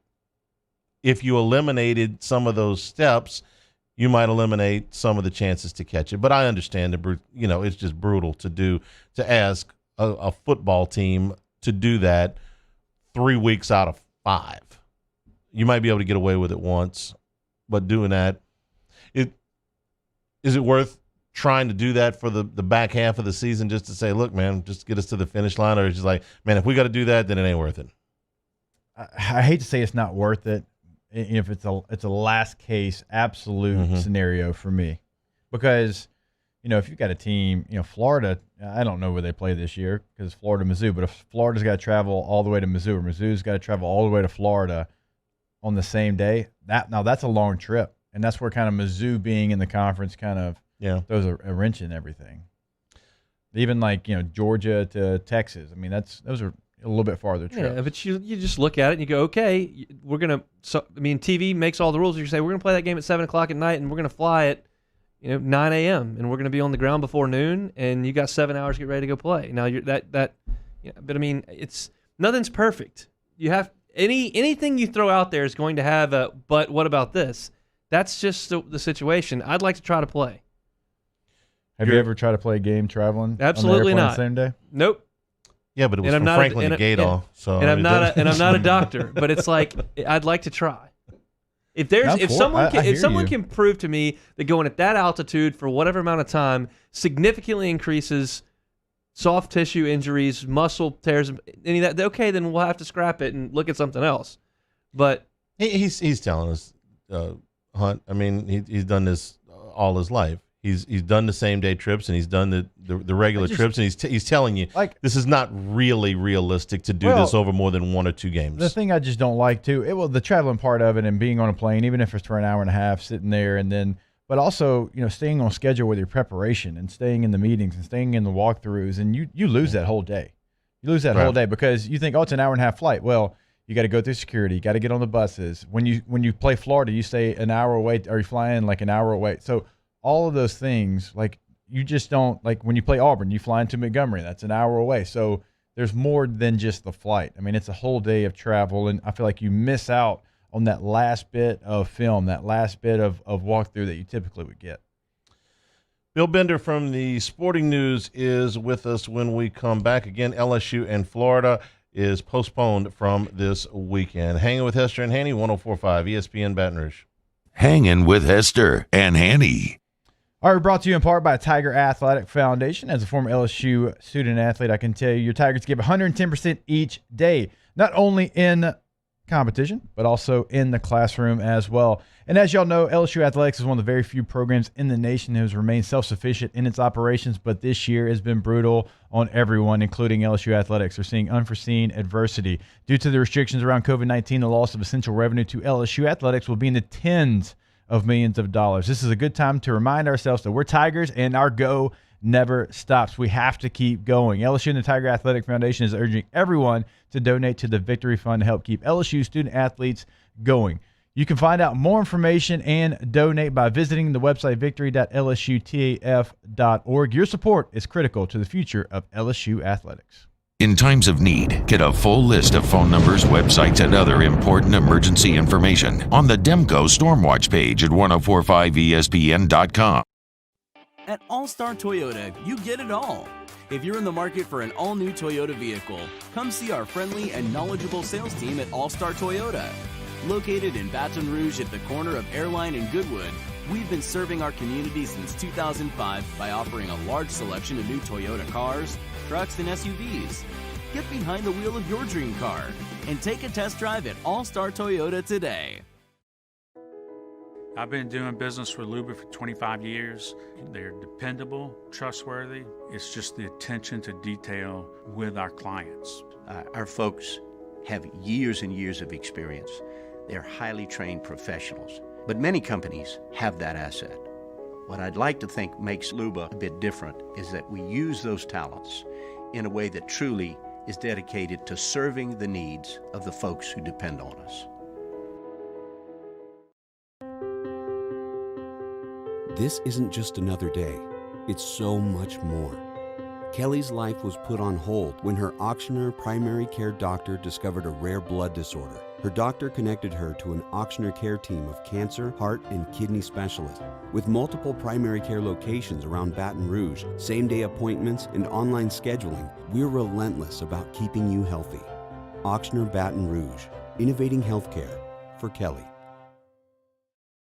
Gulf Coast Bank and Trust is a local bank with a straightforward philosophy. It's about doing the right thing for our customers. Participating in our community with annual local fundraisers. Offering individual attention in a modern banking atmosphere with a trusted local company. Gulf Coast Bank invested in technology with a local touch, giving our customers the power to bank anywhere, anytime. We're building relationships through personal service as the bank that cares about you. Gulf Coast Bank and Trust, the bank that cares about you.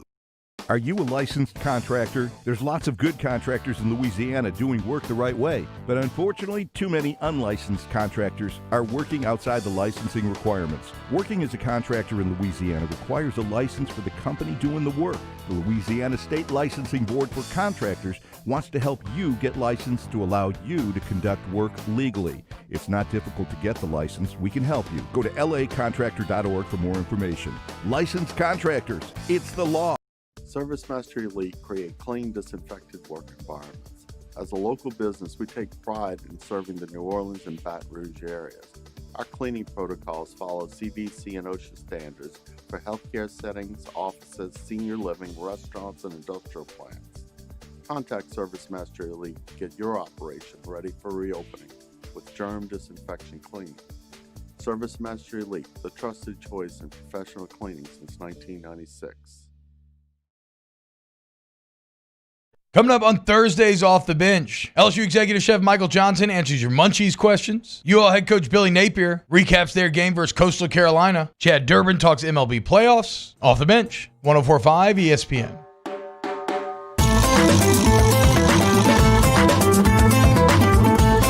Hangin with Hester and Hanny on 104.5 ESPN Baton Rouge and 1130 The Tiger. And we're brought to you by Richards Honda, home of the warm and fuzzy feeling. Bill Bender of the Sporting News joins us now. Bill, good afternoon.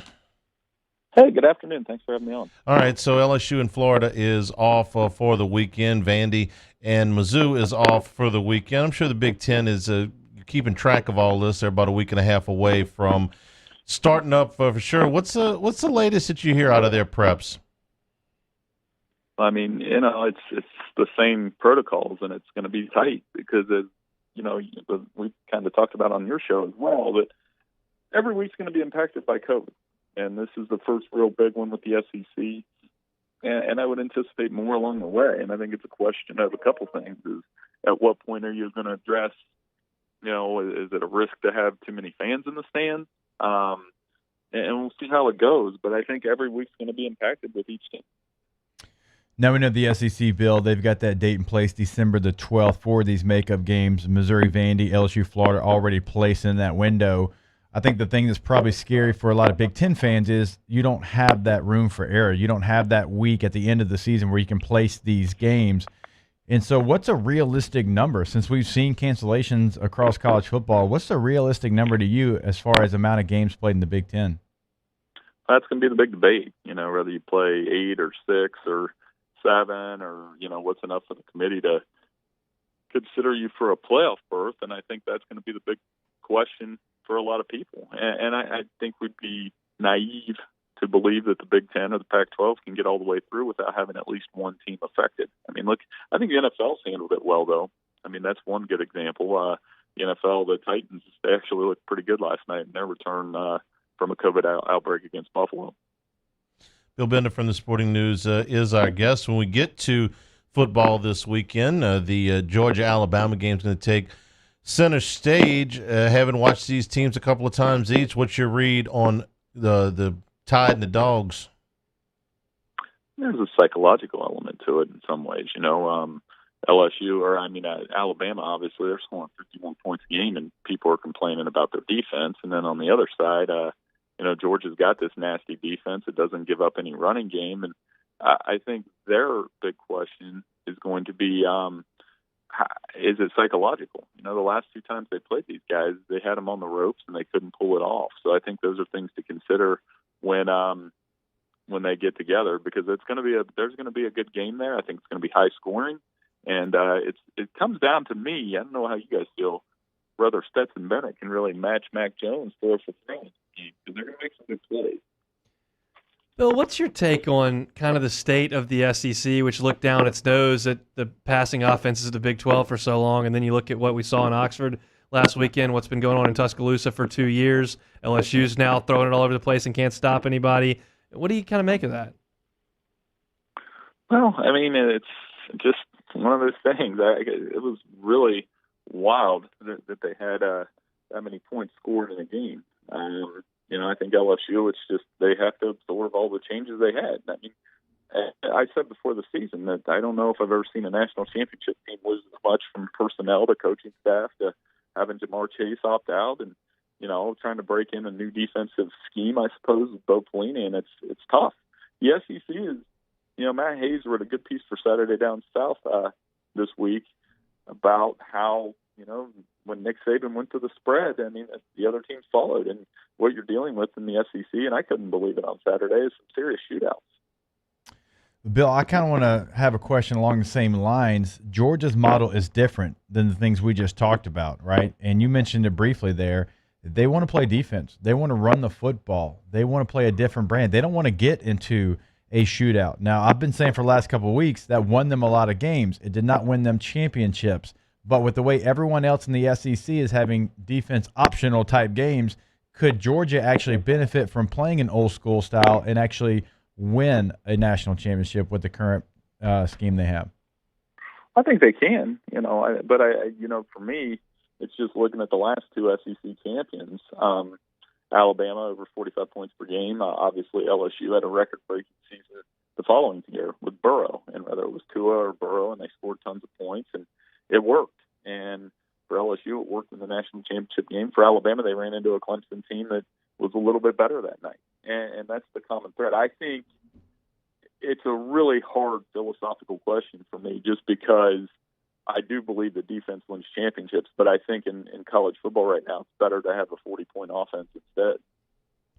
Bill Bennett from the Sporting News is our guest. Bill, Clemson handled their first big test of the season in impressive fashion against Miami. Is it a deal where Clemson only has to get up one or two times a year, but they still know how to do that they're still looked at as the best team going in right now, even though they're not going to be tested very much in that league? I think they flexed a little bit, especially on Miami. Miami's made some progress as a program, and Clemson had looked a little bored in their previous games, and that was a chance for them to flex. And Trevor Lawrence played well, took some shots, and obviously got a personal foul there late in the game, but he played very well. And they're still going to have to play Notre Dame in November. They're still going to have to play probably North Carolina in the ACC championship if they beat Notre Dame. And those are going to be tests, but I think they're just, unbreakable in some ways in the ACC. And it's the proof is in that win streak. It's really quite remarkable what they've been able to do over the last couple of years. Bill, does that hamper them not being challenged in the ACC, and then all of a sudden you get to a postseason like last year where you have a dogfight against Ohio State, and then you get run out of the building basically by LSU there in the second half? Does that hamper them not kind of being in these dogfights? Maybe a little. I mean, I think the overall schedule does because they don't get challenged as much. But I would say, it's not that much different for Ohio State. Ohio State's been cruising through the Big Ten the last 3 years, and there are good teams in the Big Ten, but there aren't teams on Ohio State's level. The advantage of being in the SEC and getting in those top 10 grinders every week is you're better prepared for the postseason in theory. But, the drawback is you have a weekend like Florida did where they couldn't stop Texas A&M, and now they have an outbreak, and you start to wonder if their season's over. Bill Bennett from the Sporting News with us. You brought up North Carolina a minute ago. You look up now, they're in the top 5. Mac Brown's done a job there. It's real now for North Carolina, or is it? How good do you think the Tar Heels are?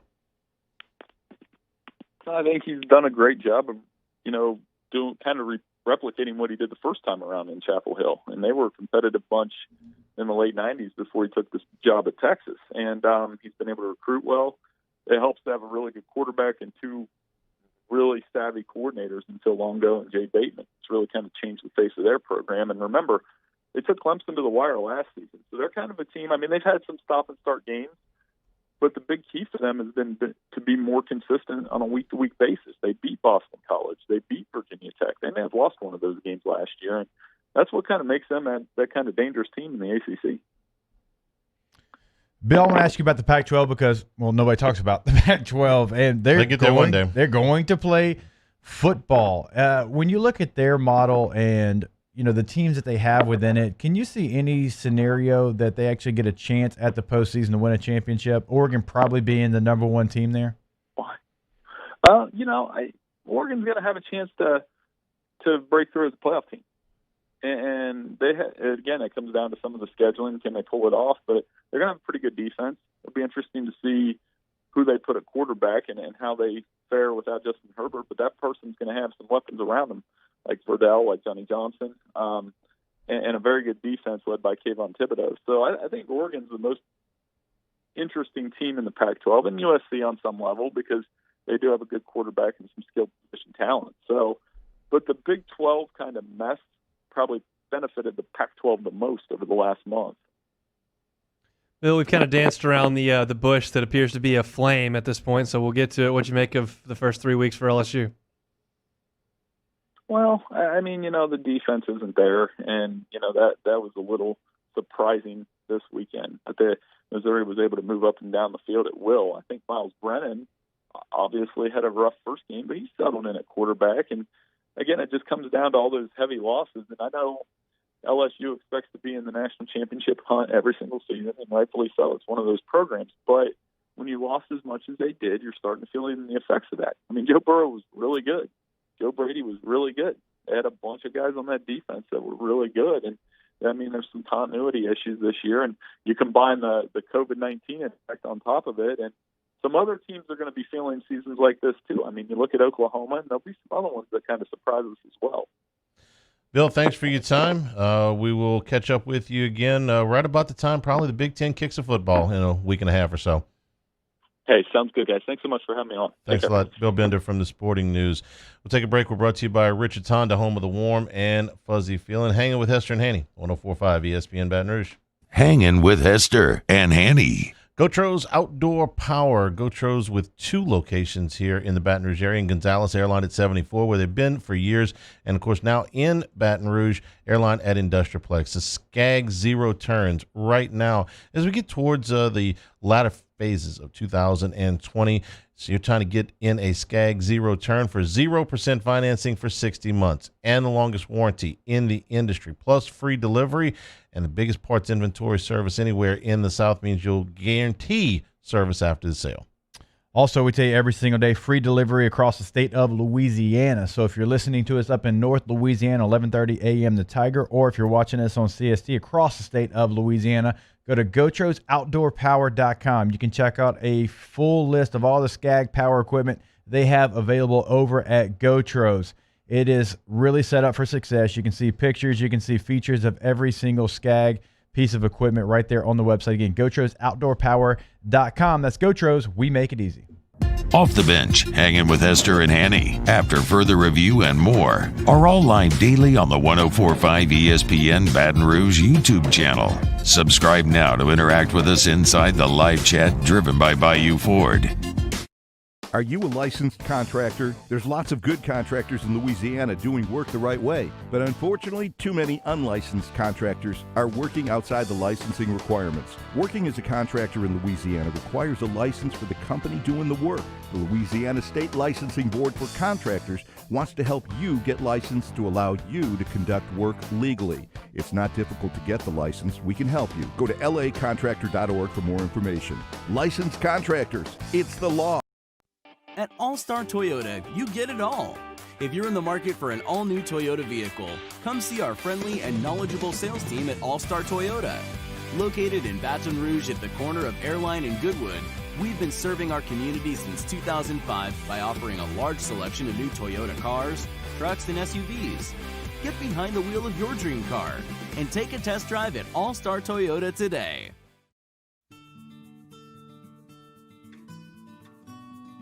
This is a house call. This is a follow-up appointment. This is a diabetes checkup. This isn't just more convenient care, it's more advanced care. This is innovating healthcare at Louisiana's #1 hospital, Ochsner. Gulf Coast Office Products is a nationally recognized Savin office equipment dealer based right here in Louisiana. Over 100 employees strong, Gulf Coast has the boots on the ground to support all vertical markets, from education, engineering, legal, and finance. With the latest in office technology, from desktop to production segment units, Gulf Coast and Savin have the perfect fit for you. Call 225-756-2644. That's 756-2644 for Gulf Coast Office Products. They are exactly the same. They're identical. Actually, they're not. Has2 also has antioxidant vitamin C. Antioxidant? Then we'll take Has2. Given the choice, why wouldn't you choose the one with antioxidant vitamin C? Choose Vizzy Hard Seltzer. Prompt, professional, reliable. If you're looking for a breath of fresh air with your AC and heating needs, call the professionals at Anison Bitter. Anison Bitter, a Rheem Pro partner, keeping your family comfortable for over 25 years. Gulf Coast Bank & Trust is a local bank with a straightforward philosophy. It's about doing the right thing for our customers. Participating in our community with annual local fundraisers, offering individual attention in a modern banking atmosphere with a trusted local company. Gulf Coast Bank invested in technology with a local touch, giving our customers the power to bank anywhere, anytime. We're building relationships through personal service as the bank that cares about you. Gulf Coast Bank & Trust, the bank that cares about you.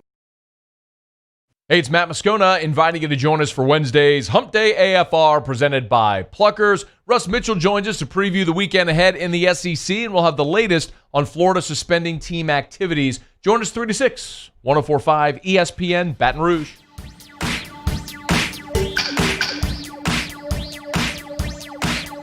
Hangin with Hester and Hanny on 104.5 ESPN Baton Rouge and 1130 The Tiger.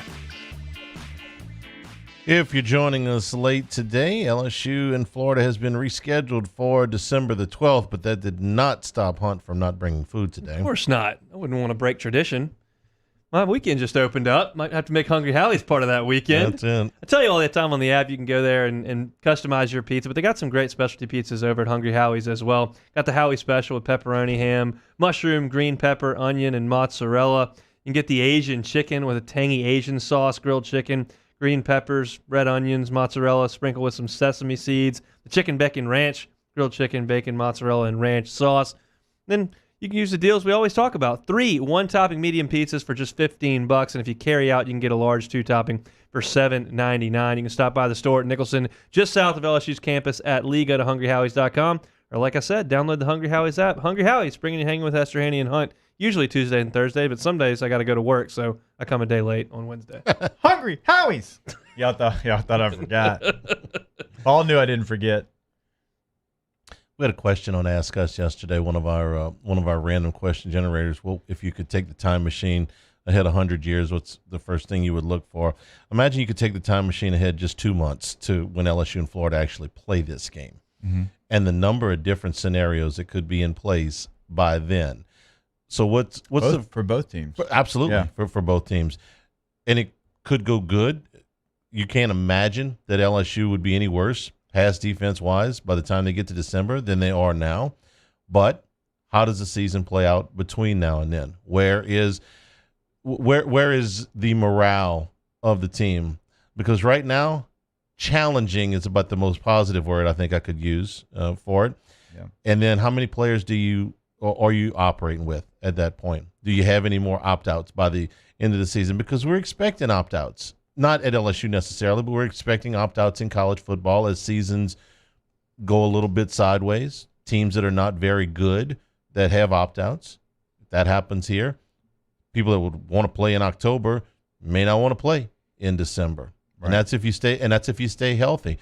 The good thing is there's only one player that I think would have the ability right now to opt out and still have the same value that he had before the season started. You're talking about opt-out for the pros, but what about opt-out for medical reasons or stuff like that? And in college football, I'm talking about LSU. There's so many things that could happen, more so in this season than in any normal season between now. 2 months seems, I guess is my point, 2 months seems like an eternity right now. I mean, December 12th seems like so far away. College football has never been as devalued as it is right now by some of the players that play it in terms of what they choose to do with their professional future. And then when you sprinkle in a 10-game season that's a little hokey, who knows what the bowl games look like at the end, and people are going to be looking around going, does this really count? What is my team's record? How do I feel? What are the people telling me in my ear? All of a sudden, you got all these factors at play, and this is not just Baton Rouge. Like you said, this is everywhere. I expect a massive amount of people to say, that's about it. God, can you imagine some of the bowl games?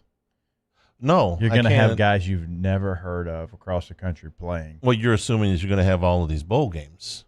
Which, all right, Debbie Downer. I mean, if you have no, I mean, you're going to We're talking about flying the same day of games 2 segments ago. Now we're talking about spending a week there somewhere for a bowl game? That's not spending a week there. You're not going to spend the same time. Yeah. But if they have the bowl games and you have 2 proud programs in the Sun Bowl, well, who plays in that game, right? That's an excellent question. Let's try to look positive for a second. Could get better. They could take this week and a half to regroup, do some soul searching was the words that Ed Orgeron used, come out and play their best game of the season against South Carolina. That could happen. Why couldn't that happen? That could happen. It would be on brand for Orgeron for that to happen. It would have been on brand for Orgeron for the team to come out and fight like crazy and play Florida closer or win the game this weekend. Would have been tough without the quarterback. I think it's a tough place to go send a freshman quarterback to make his first start, even in an mostly empty stadium. That would have been a tall order. That would have moved the line where LSU's already a double-digit underdog. I think that would have moved the line 4 or 5 points in the other direction. So they won't have to at least deal with that. It would have been very difficult if you play that game here, there, anywhere in between. You're talking about taking your first snaps.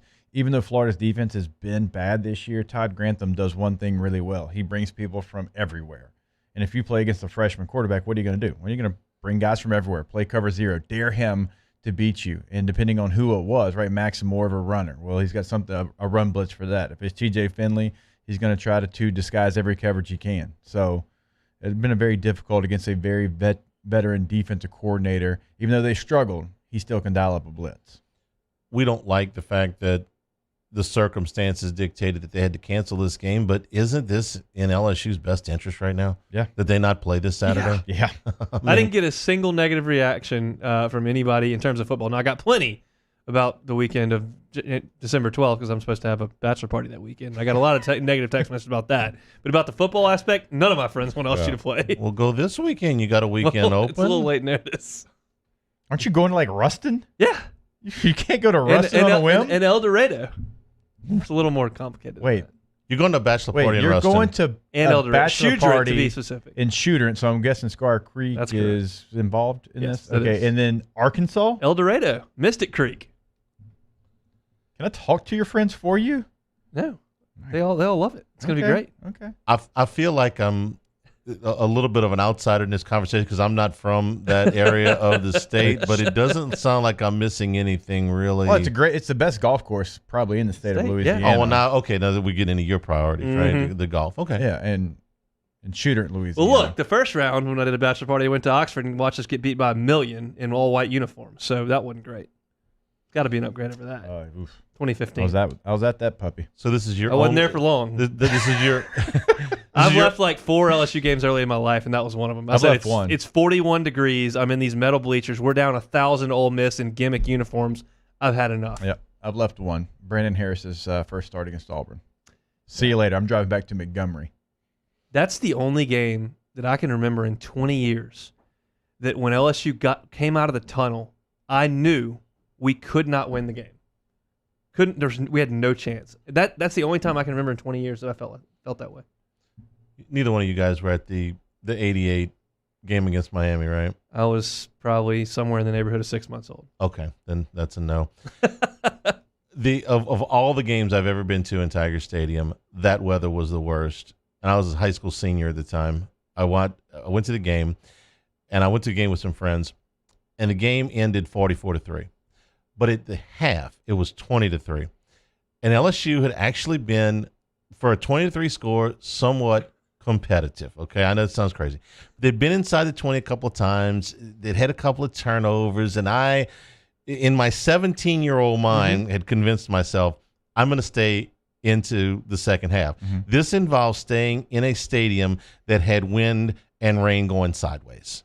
And my friends told me, "You're an idiot. We're going home. Okay, we're done." They leave, and I stayed for the first 2 drives of the second half when I found out that, in fact, I was an idiot. And, yes, Miami is really that much better than LSU. By the end of the game, I was in Lafayette, okay, on my way home. But, I mean, that was – and I was there for the Florida State game when it was the first time they almost upset number 1 when it was looped to Kinchin on the stop and go to open the game, and LSU led the number 1 team in the nation for 52 minutes, 54 minutes, something like that. And – of course, we were students at the time, so we're wet, we're happy. Hydrated. That's an excellent word.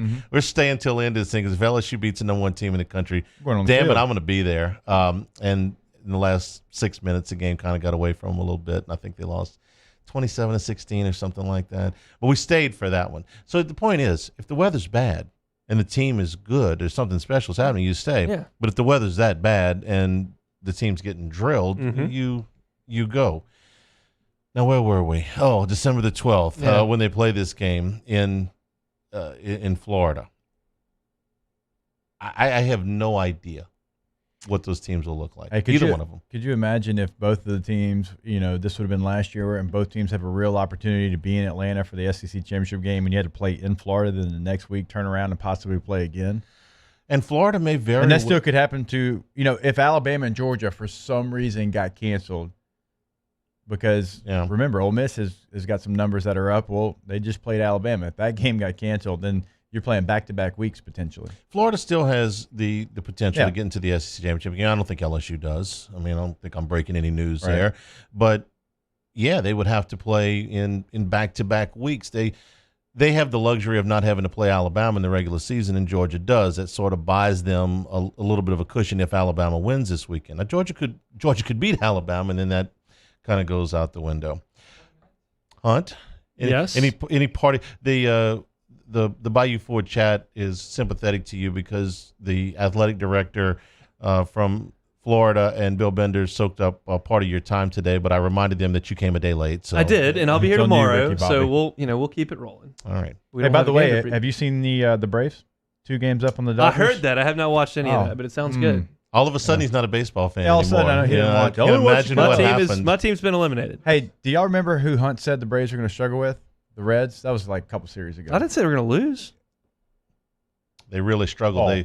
The pitching staff was awful. They They won allowed by like the total of like 3 runs in 2 games. they allowed 0. You know who they beat? Also, the Marlins, who y'all couldn't beat. That's correct. We're not good. I've already been on record about this. We'll see you tomorrow, Hunt. All right. Dr. Stephen Etheridge with us in hour number 3. Hanging with Hester and Hanny, 104.5 ESPN Baton Rouge.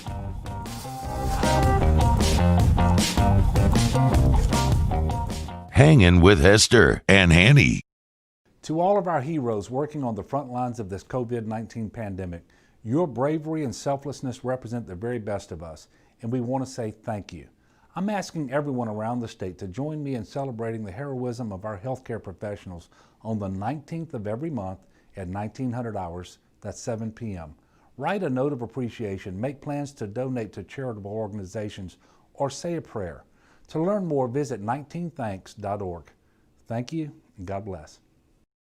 T-Bob Abear here with breaking news. Front to Back Boat Services is the shop to upgrade your boat tech this fall. With not 1 but 2 NMEA certified techs, who better to install your Panoptic sonar, your HD displays. You want to see the fish under the water before you even cast?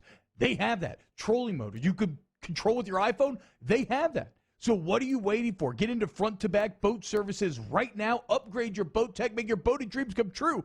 Front to Back Boat Services. All right, man, what do you want to watch? Football or football? Let's go with football. Football it is.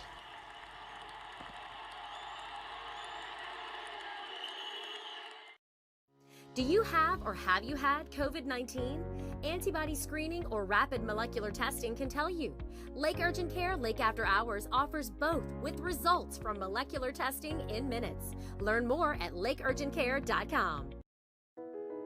I've been doing business with Luba for 25 years. They're dependable, trustworthy. It's just the attention to detail with our clients. Our folks have years and years of experience. They're highly trained professionals, but many companies have that asset. What I'd like to think makes Luba a bit different is that we use those talents in a way that truly is dedicated to serving the needs of the folks who depend on us. This isn't just another day. It's so much more. Kelly's life was put on hold when her auctioneer primary care doctor discovered a rare blood disorder. Her doctor connected her to an auctioneer care team of cancer, heart, and kidney specialists. With multiple primary care locations around Baton Rouge, same-day appointments, and online scheduling, we're relentless about keeping you healthy. Auctioneer Baton Rouge, innovating healthcare for Kelly. Gulf Coast Bank and Trust is a local bank with a straightforward philosophy. It's about doing the right thing for our customers. Participating in our community with annual local fundraisers, offering individual attention in a modern banking atmosphere with a trusted local company. Gulf Coast Bank invested in technology with a local touch, giving our customers the power to bank anywhere, anytime. We're building relationships through personal service as the bank that cares about you. Gulf Coast Bank and Trust, the bank that cares about you. Are you a licensed contractor? There's lots of good contractors in Louisiana doing work the right way, but unfortunately, too many unlicensed contractors are working outside the licensing requirements. Working as a contractor in Louisiana requires a license for the company doing the work. The Louisiana State Licensing Board for Contractors wants to help you get licensed to allow you to conduct work legally. It's not difficult to get the license. We can help you. Go to lacontractor.org for more information. Licensed contractors, it's the law. ServiceMaster Elite create clean, disinfected work environments. As a local business, we take pride in serving the New Orleans and Baton Rouge areas. Our cleaning protocols follow CDC and OSHA standards for healthcare settings, offices, senior living, restaurants, and industrial plants. Contact ServiceMaster Elite to get your operation ready for reopening with germ disinfection cleaning. ServiceMaster Elite, the trusted choice in professional cleaning since 1996.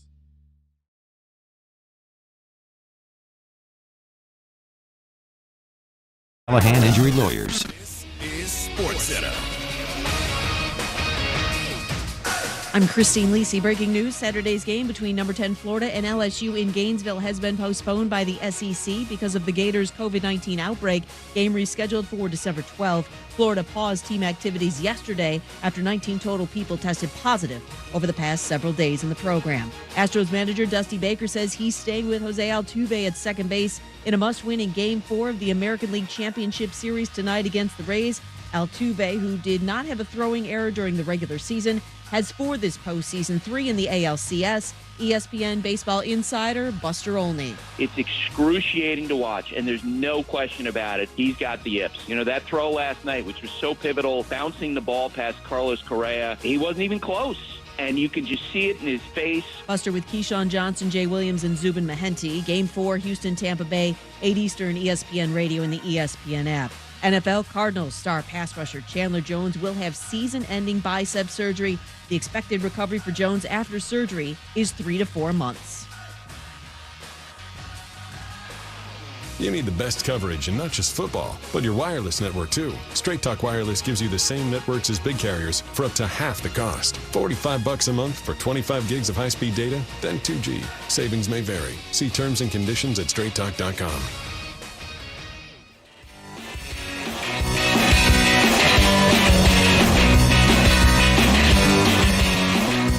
Hangin' with Hester and Hanny on 104.5 ESPN Baton Rouge and 1130 The Tiger.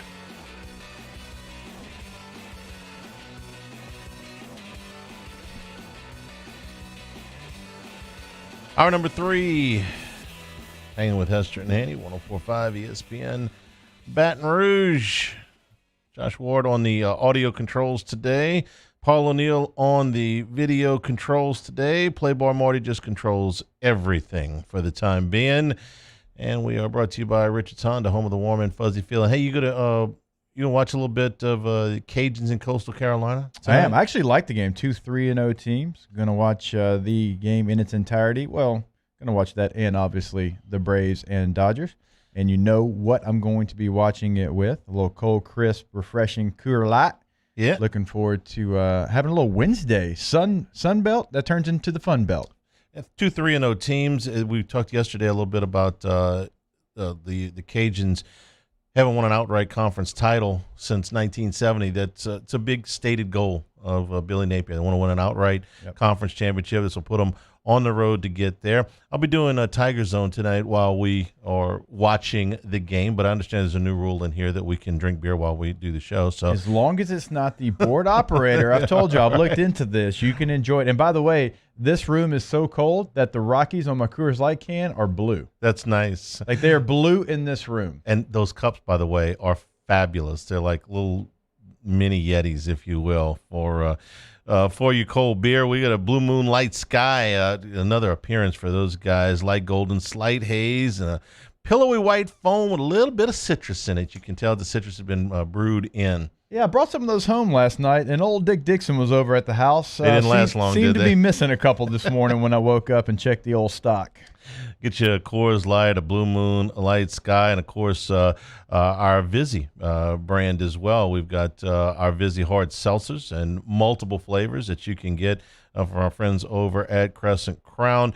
And, of course, this is the official beer of Hanging with Hester and Hanny. So if you're watching the game tonight, grab a cold one. Think about us. Think about it, Yeah, think about think about what you can be doing this weekend. How many people are changing plans this weekend right now that would have, made it a point to be in front of the TV, Changes radio, everybody. watching the game. Fall in, Saturday falls in Baton Rouge. It just, you know what you're doing. Look at this. We could have scheduled the wedding this weekend after all, Hunt. We forgot to tell him. He wouldn't have. So for me, because, I'm not traveling to the games this year because of COVID, we're doing all of our work in studio in New Orleans. Well, the family was going to go with me. We're going to spend the weekend in New Orleans because we actually didn't have a sporting event. But now, because LSU games getting canceled, we're trying to schedule a scrimmage with another team, with one of my son's teams. We're not going to New Orleans to do the studio work, and so now we'll actually have a weekend off-ish. I may actually get to see my mother and my brother share a birthday in October, which I never get to see them for. I think there's going to be a birthday lunch or dinner or something, maybe a birthday cocktail hour on Saturday or Friday or something. We put the games on. Today's my younger brother Chance's birthday. Yeah? Happy birthday! Okay. Might actually get to see him. A little bit of a shout out. But if you're joining us late, LSU Florida rescheduled for December the 12th. This also means that LSU doesn't have to, for the first time since the 1950s, have 3 consecutive SEC games on the road. We're looking for silver linings here. We're actually seeing more silver line between the Brennan injury, the defense that's in disarray, and going in to play a team like Florida that offensively can embarrass you. I mean, we don't like the circumstances around it. We don't want anybody to get COVID, but if you had just offered Coach O, okay, there's no other circumstances, just straight up, no COVID, no nothing, just, hey, would you rather play the game this Saturday or December the 12th? He's going to say December the 12th, I would think. I don't think there's any LSU fan that would disagree with that. Sitting here looking at this team and knowing what they have to improve on, because I don't think right now it's a personnel issue. I truly don't. Now, did they lose a lot of personnel? They did, but they had some coming back. They should be showing better. I'm not saying they should be dominating like they were a year ago, but they should be much better in their showing. Okay, so that tells me there's a lot of things we need to work on mentally and scheme-wise. And so you get some extra time to do it. And, your quarterback who's been playing really well is hurt. Yeah. Maybe he can get healthy for the next game against South Carolina. Or even if he can't, we can get a guy ready for South Carolina, give us a couple extra days. Circumstances aren't great because of what had to happen to get there, but still it's a win for LSU. Yeah, because did you think, before you knew about the Brennan injury, if you had assumed Brennan was going to be 100% going into this game, do you think LSU was going to win? I didn't. I mean, I thought. I think they're going to win. Now they're going to be underdogs, without question. Double-digit underdogs. I'm talking about even in the biggest LSU homer mind. Right. I mean, it didn't mean they couldn't win. They could have righted some things. They had enough talent to win, but did I think they were going to win? I did not. Right. So now you get a little bit of a reprieve. You get this break. You get a chance to fix as much as you can fix in a week and a half. That's got to be looked at as a positive thing from a football standpoint. The COVID stuff, this is going to complicate things. You got your mulligan. They built in an extra week specifically for this. They did not build in 2. So the next one, Apollo 13, do it all the time. We lost an engine. We'll be all right as long as they don't lose another one. Yeah. Maybe that's a bad example because after that there was an explosion. But they did all make it home safely. Something. Movie had a happy ending to it. You've got a game between Florida and Missouri. You've got a game between Missouri and Vanderbilt that's already canceled this weekend. So now that's 4 teams that you don't have any slack in the rope. Are there going to be more? I would imagine that there are probably going to be more. Here's where we get back to that scenario that we talked about the day they released the schedule. The league has got to be thinking, they're already thinking, what are we going to do if there's unequal number of games played? The next LSU game that is affected by COVID, something's going to have to be canceled. Next one for Missouri, next one for Vandy, next one for Florida. And so if it comes down to, does LSU or Florida have to play a division game or play this game? Hey, what's the possibility this game doesn't get played?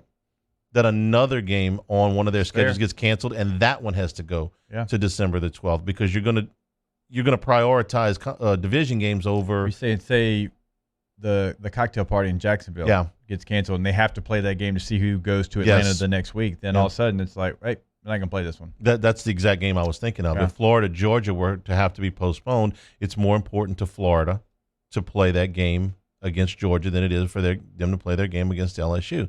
And now is that fair? No, no, none of that is fair. If LSU loses a game against a division opponent, they would be prioritizing that over Florida, which is also not fair. But 2020, dude. As it stands, you're going to have LSU playing only twice in a month. South Carolina the 24th, Auburn the 31st, bye week, and then Alabama. Yeah, now the bye week does change things because maybe you could, move things around with a bye week if you did have another game that had to be postponed. So give me a number. Out of the 14 SEC teams, how many of them are going to play 10 games? What do you think? I'm going to say it's like 10. 10, 11. Yeah. Are you really going to make Vanderbilt Mizzou up December 12th? That was a question we had coming into the season. If that game sits there and if the game is meaningless where the standings are concerned, and we're not talking about bowl requirements or anything like that they just decide, now there may be a revenue component at that point. You may have actually access to fans in the stands at that point. Some athletic director that's, so far behind on his budget that he's got to say, well, you know what? Yeah, we kind of need to play that game. The $1 million or whatever it's going to cost us. Yeah, we kind of need to play. But if you don't have a monetary component to it, you got TV contracts too and stuff like that. I could see him saying, you know what? We got another outbreak, or it's better off that we don't play it. Probably not, but anything is possible. We're going to talk with Dr. Stephen Etheridge when we come back. No doubt been a busy week for him. What week isn't busy for him? That'll be when we return. Hanging with Hester and Hanny, 104.5 ESPN Baton Rouge. Hanging with Hester and Hanny. All right, we're brought to you by Richards Honda. You can find them online at richardshonda.com. The trade-in and trade-up event is going on right now over at 13413 Millerville Greens Boulevard in Baton Rouge. Take full advantage of that. You can find more information at richardshonda.com. You can also give them a call. 225-361-8320 is the number there. Go to richardshonda.com. Check out a full list of the new vehicles. We tell you about them every single day. No matter what you're looking for, they've got you covered. If you're looking for a car, they've got the Accord, the Civic, and the Fit. If you're looking for a hybrid, multiple hybrids, not just one, over at Richards Honda. The Accord hybrid, the Clarity plug-in hybrid, the CR-V hybrid, and the Insight.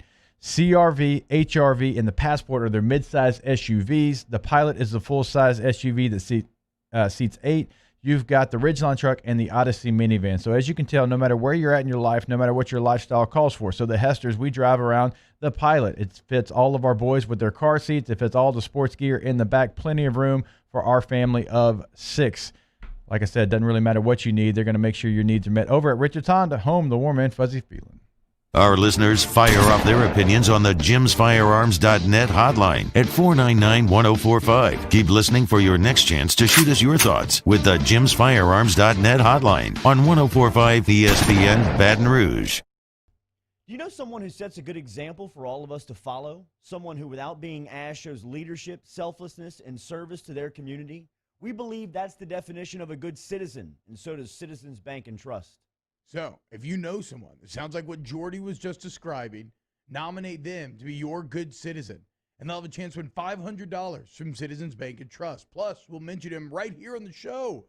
So go to citizensbankandtrust.com for more details and nominate your good citizen. To the heroes who are working tirelessly to care for our communities, we thank you. We will never forget the countless hours you dedicated on the front lines, choosing to risk your own health to fight for our friends, neighbors, and family members. You guys are out on the front lines fighting it. We are grateful for your heroic acts and unwavering spirit. Together, we are overcoming this adversity and make our state healthier and more vibrant again. Ochsner Health. At All-Star Toyota, you get it all. If you're in the market for an all-new Toyota vehicle, come see our friendly and knowledgeable sales team at All-Star Toyota. Located in Baton Rouge at the corner of Airline and Goodwood, we've been serving our community since 2005 by offering a large selection of new Toyota cars, trucks, and SUVs. Get behind the wheel of your dream car. and take a test drive at All Star Toyota today. Gulf Coast Office Products is a nationally recognized Savin office equipment dealer based right here in Louisiana. Over 100 employees strong, Gulf Coast has the boots on the ground to support all vertical markets, from education, engineering, legal, and finance. With the latest in office technology, from desktop to production segment units, Gulf Coast and Savin have the perfect fit for you. Call 225-756-2644. That's 756-2644 for Gulf Coast Office Products. Gulf Coast Bank and Trust is a local bank with a straightforward philosophy. It's about doing the right thing for our customers. Participating in our community with annual local fundraisers, offering individual attention in a modern banking atmosphere with a trusted local company. Gulf Coast Bank invested in technology with a local touch, giving our customers the power to bank anywhere, anytime. We're building relationships through personal service as the bank that cares about you. Gulf Coast Bank and Trust, the bank that cares about you. This is it, what smart customers wait for all year. The Richards Honda Trade-In, Trade-Up event. Right now, get more money for your trade and a great price on something new. That's a win-win. Only at richardshonda.com. The smart choice. The winner is the dog with antioxidant vitamin C. Given the choice, why wouldn't you choose the one with antioxidant vitamin C? Choose Vizzy Hard Seltzer. Tune into a Wednesday edition of Game Time with Jimmy Ott and Ben Mintz. We are live from Louie's Cafe right outside the north gates of LSU. Come see us from 6 to 8 on 104.5 ESPN Baton Rouge.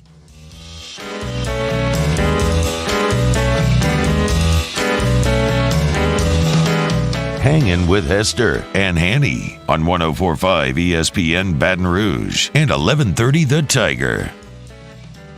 We're brought to you by Richards Honda, home of the warm and fuzzy feeling. Dr. Stephen Etheridge joins us right now. LSU and Florida pushed back to December the 12th.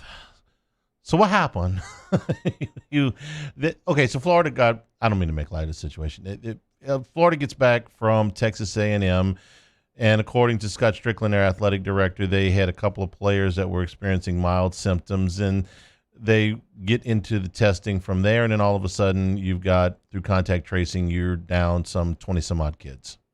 Yeah, and it's a similar situation to what we had earlier in the year, where you hear a certain number out. It's not that means that all those guys have the virus. It means that either they have it or they're that close contact. The roommate, the person who maybe sat next to him on the bus, the plane, the person who rode to him in practice, maybe they went out to dinner together, whatever it is, anybody that's in that window, which might be one guy, it might be 10, especially those who have not already had the virus and are not in this kind of window where they're considered to have immunity, that group, all of those are then ineligible until we know what's going on more. And you can't test out of it. It's just the protocol. How big of a problem is the hotels? You've been on 2 trips now, to two road trips. He was suggesting that maybe it was somewhere in that time between they got to the hotel and the time that they actually, got on the field, some of the guys started to experience symptoms. So how difficult is it to control an environment like that in a hotel? It's hard. Obviously, we don't have as much control when we're in somebody's house, so to speak. Now, I will say everywhere we've been, and I'm sure it's the same with these other schools, we get there, they've already given us our room keys. The staff does a real good job of keeping their distance. We still have our pregame meals, and they've been done in different ways. Sometimes you pick up a box, sometimes you're in a room. And the thing is, you have a team of, 70 to 100 guys that really are around each other for a vast majority of the day, every day, though. So at the end of the day, there's a lot of opportunities for these guys to be in close quarters. They're going to hang out after. In the hotel setting, they might go to each other's rooms and watch the game that's on Friday night or something else, whatever's going on at that moment together. And it's hard to control that. We don't have eyes everywhere. And even then, you got to be careful. You don't want these guys to feel like they're in a prison. You want to give them some freedom. So it is a tough line and knowing where to cross it. I mean, and especially, one of the differences I think with certain schools, and this is something that came up earlier in the year, is how many guys have already had it. And at a school like Florida, their numbers were lower, and as a result, they're going to be more apt to have these opportunities throughout the year. And it is what it is. And you actually have to pay attention to everyone in the league, because the 2 opponents that you just played, their game actually got canceled, Vandy and Mizzou. The next opponent, now that this game got canceled, South Carolina, well, they played Vanderbilt last week, a team that's not playing this week because of their numbers. And so it's really something, Doc, where you've got to pay attention to everybody and try to trace your own numbers because you just don't know. Yeah, it's overwhelming at times, 100%. There's no doubt about that. And I will say, we were talking about it when I walked in. At least this one was not my problem. I mean, I hate to say that, right. but this came to us from Florida. They're telling us this. So from our end, it was just like, hey, whatever y'all need, we'll do it. If we can play the game, we'll play it. We're ready to go. If we can't, okay, we understand the situation. We've all been through it this year. But at least on our end, for a chance, we get to kind of take a breath and say, y'all figure it out. And for me, that was at least refreshing. I asked Jacob this, so I know how he feels about it, but I'll ask you. I want your opinion. If you were doing same-day travel, would it create more problems or solve more problems? We've actually discussed that, especially for some of these later kickoffs. Would it make more sense to fly in the morning of? And I think from the standpoint of the COVID, the isolation, I feel like you probably got less. You're not staying in the hotel. You have less meals in these unknown situations. But then you also have the other stressors that brings with it. We all get jet lagged. What happens if something happens? We've had delays. When we were in Missouri, we got delayed by an hour coming back, which was pretty miserable. But the TSA crew that was supposed to be in, they had an issue and couldn't make it. So I think there's two sides to look at it. From the strict COVID policy, it would probably make it a little bit easier. But then there's all the other variables. What about, so traveling the same day, we kind of had different discussions. One's about your preparation and watching film and that final walkthrough. Is there anything, and Hunt asked a question like soft tissue, is there anything like sitting that long, and is there anything physically that would change? Because I hated it. I'll be honest. We did it in the preseason. If we played San Francisco or we played Seattle that was on the same coast, well, we do same-day travel. Arizona, the teams that were somewhat close to you. Yeah, I think, again, there's a reason why we do go up historically the day before. Or some teams do too. We go the day before. And we were a West Coast team. We'd go too if it was East Coast. Yeah, and it is. You get stiff sitting there. You kind of tighten up 100%. Who hasn't been on a plane ride? You get off that thing. The first thing you want to do is stand up, stretch out a little bit. So there's clearly that component. And then, like I said, just the hustle, the psychological component.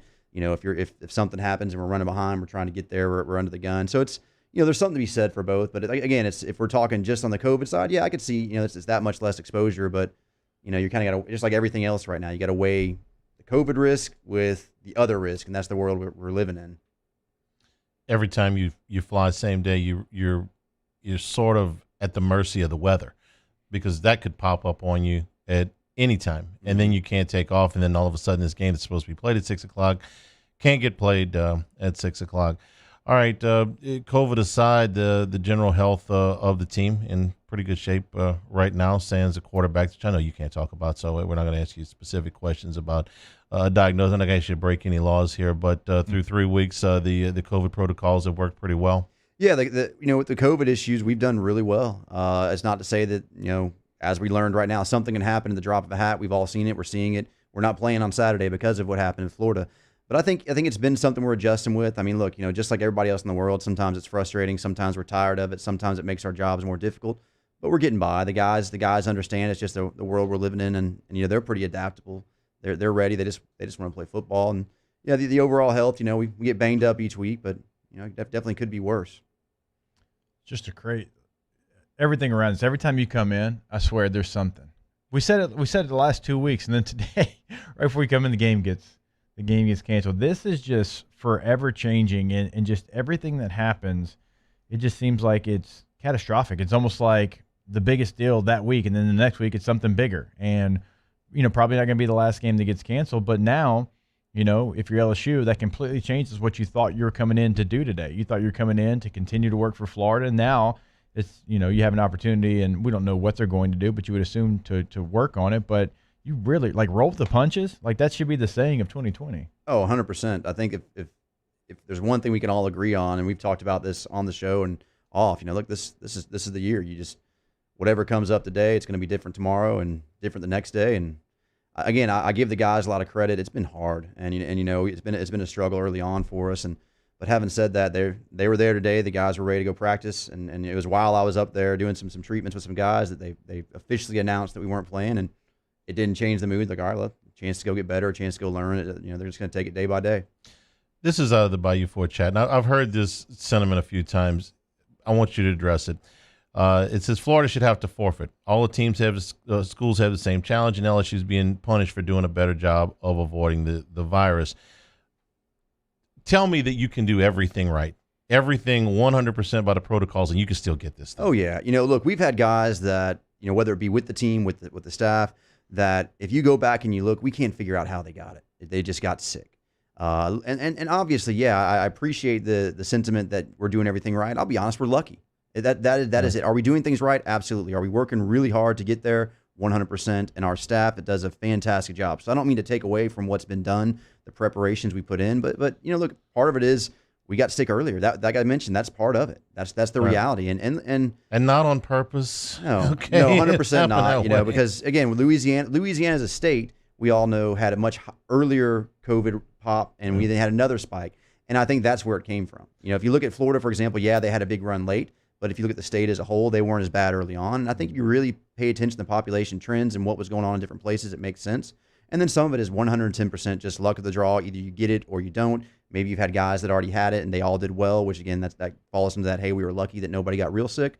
That's part of it. And look, I'd love to take a W, but at the end of the day, this might be us next week. Right. And the league agreed that at the beginning, games get postponed because of this. Nobody's got a forfeit, okay? We're putting weeks in at the end of the season. We're putting in bye weeks. We're going to try and rearrange the schedule. That's if you do everything right. Now, I feel completely different about the Titans in the NFL because they knowingly, willingly broke the rules. They went out of their way to break the protocols. I think there should be some consequences to that. They rearranged the schedule for the Bills, the Steelers, and the Patriots. And that's just what we know of in the short term. If you do everything that you're supposed to do and you have bad luck, that happens. But if you go out of your way to break the protocols, then I think there should be some punishment attached to that. That's what happened to the Titans. That's not what happened with Florida. Yeah, I agree. And again, it's hard to know where to draw that line. But what happens if it's your starting quarterback and your starting cornerback who's an All-American? And if those two guys are the out, and you're like, oh no, we aren't going to play this week. I think part of it just falls into, at least the SEC early on, they did say there were going to be some specific things they're going to look at, numbers. We're not going to cancel for one guy no matter who it is, but at the same time, if there's enough players in the team or enough players in a certain position group, then we're going to say we're going to cancel the game. And that's kind of the protocol they're using. And I think that's fair because, look, yeah, if we have two guys out, because that's going to be all year where teams are going to have one or two, and it's not fair to say, well, if it's the starting quarterback, we're going to cancel, but if it's the third string, walk-on running back, we'll go ahead and play. And I think that's part of it as well.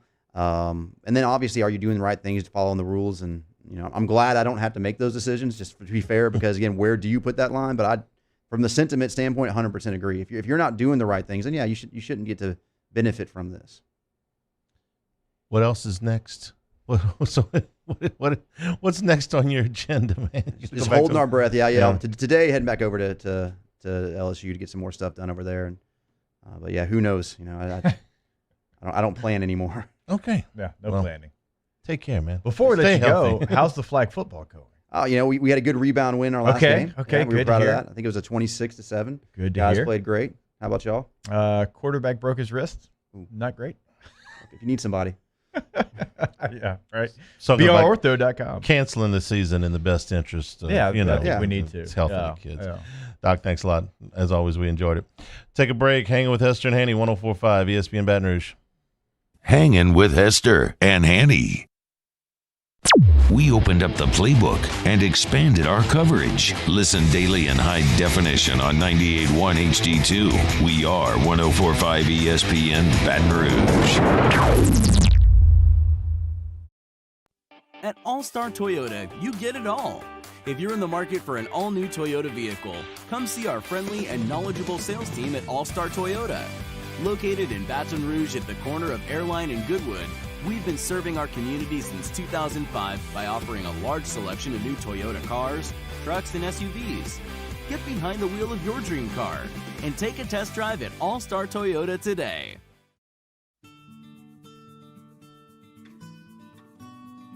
This is a house call.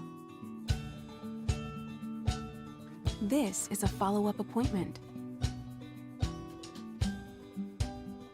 This is a diabetes checkup. This isn't just more convenient care, it's more advanced care. This is innovating healthcare at Louisiana's #1 hospital, Auctioner.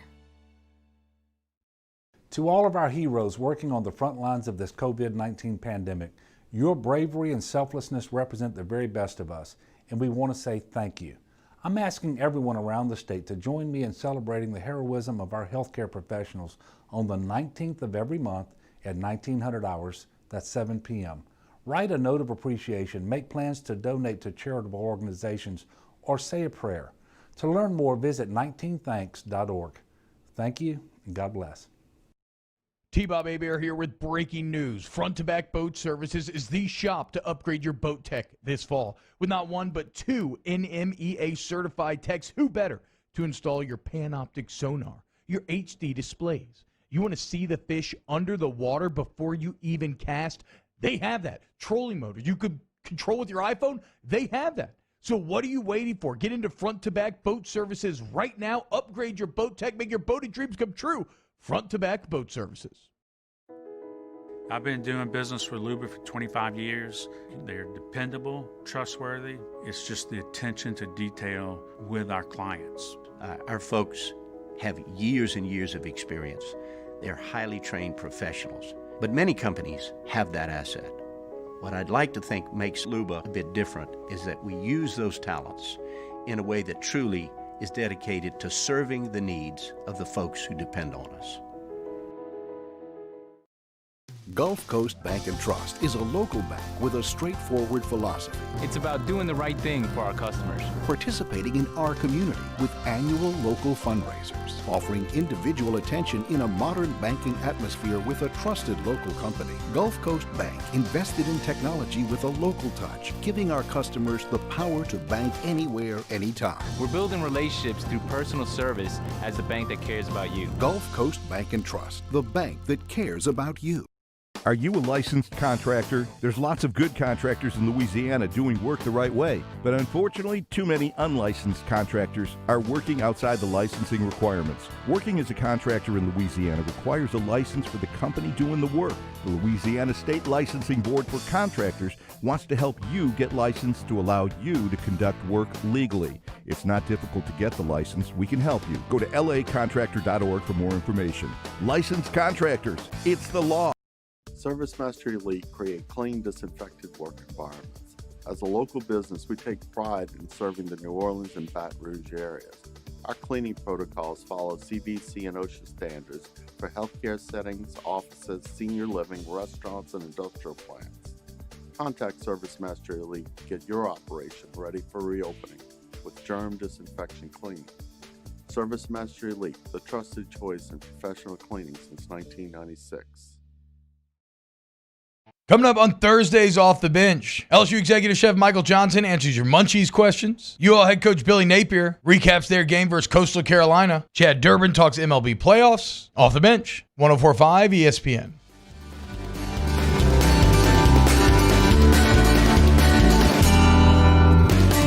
Hangin with Hester and Hanny on 104.5 ESPN Baton Rouge and 1130 The Tiger.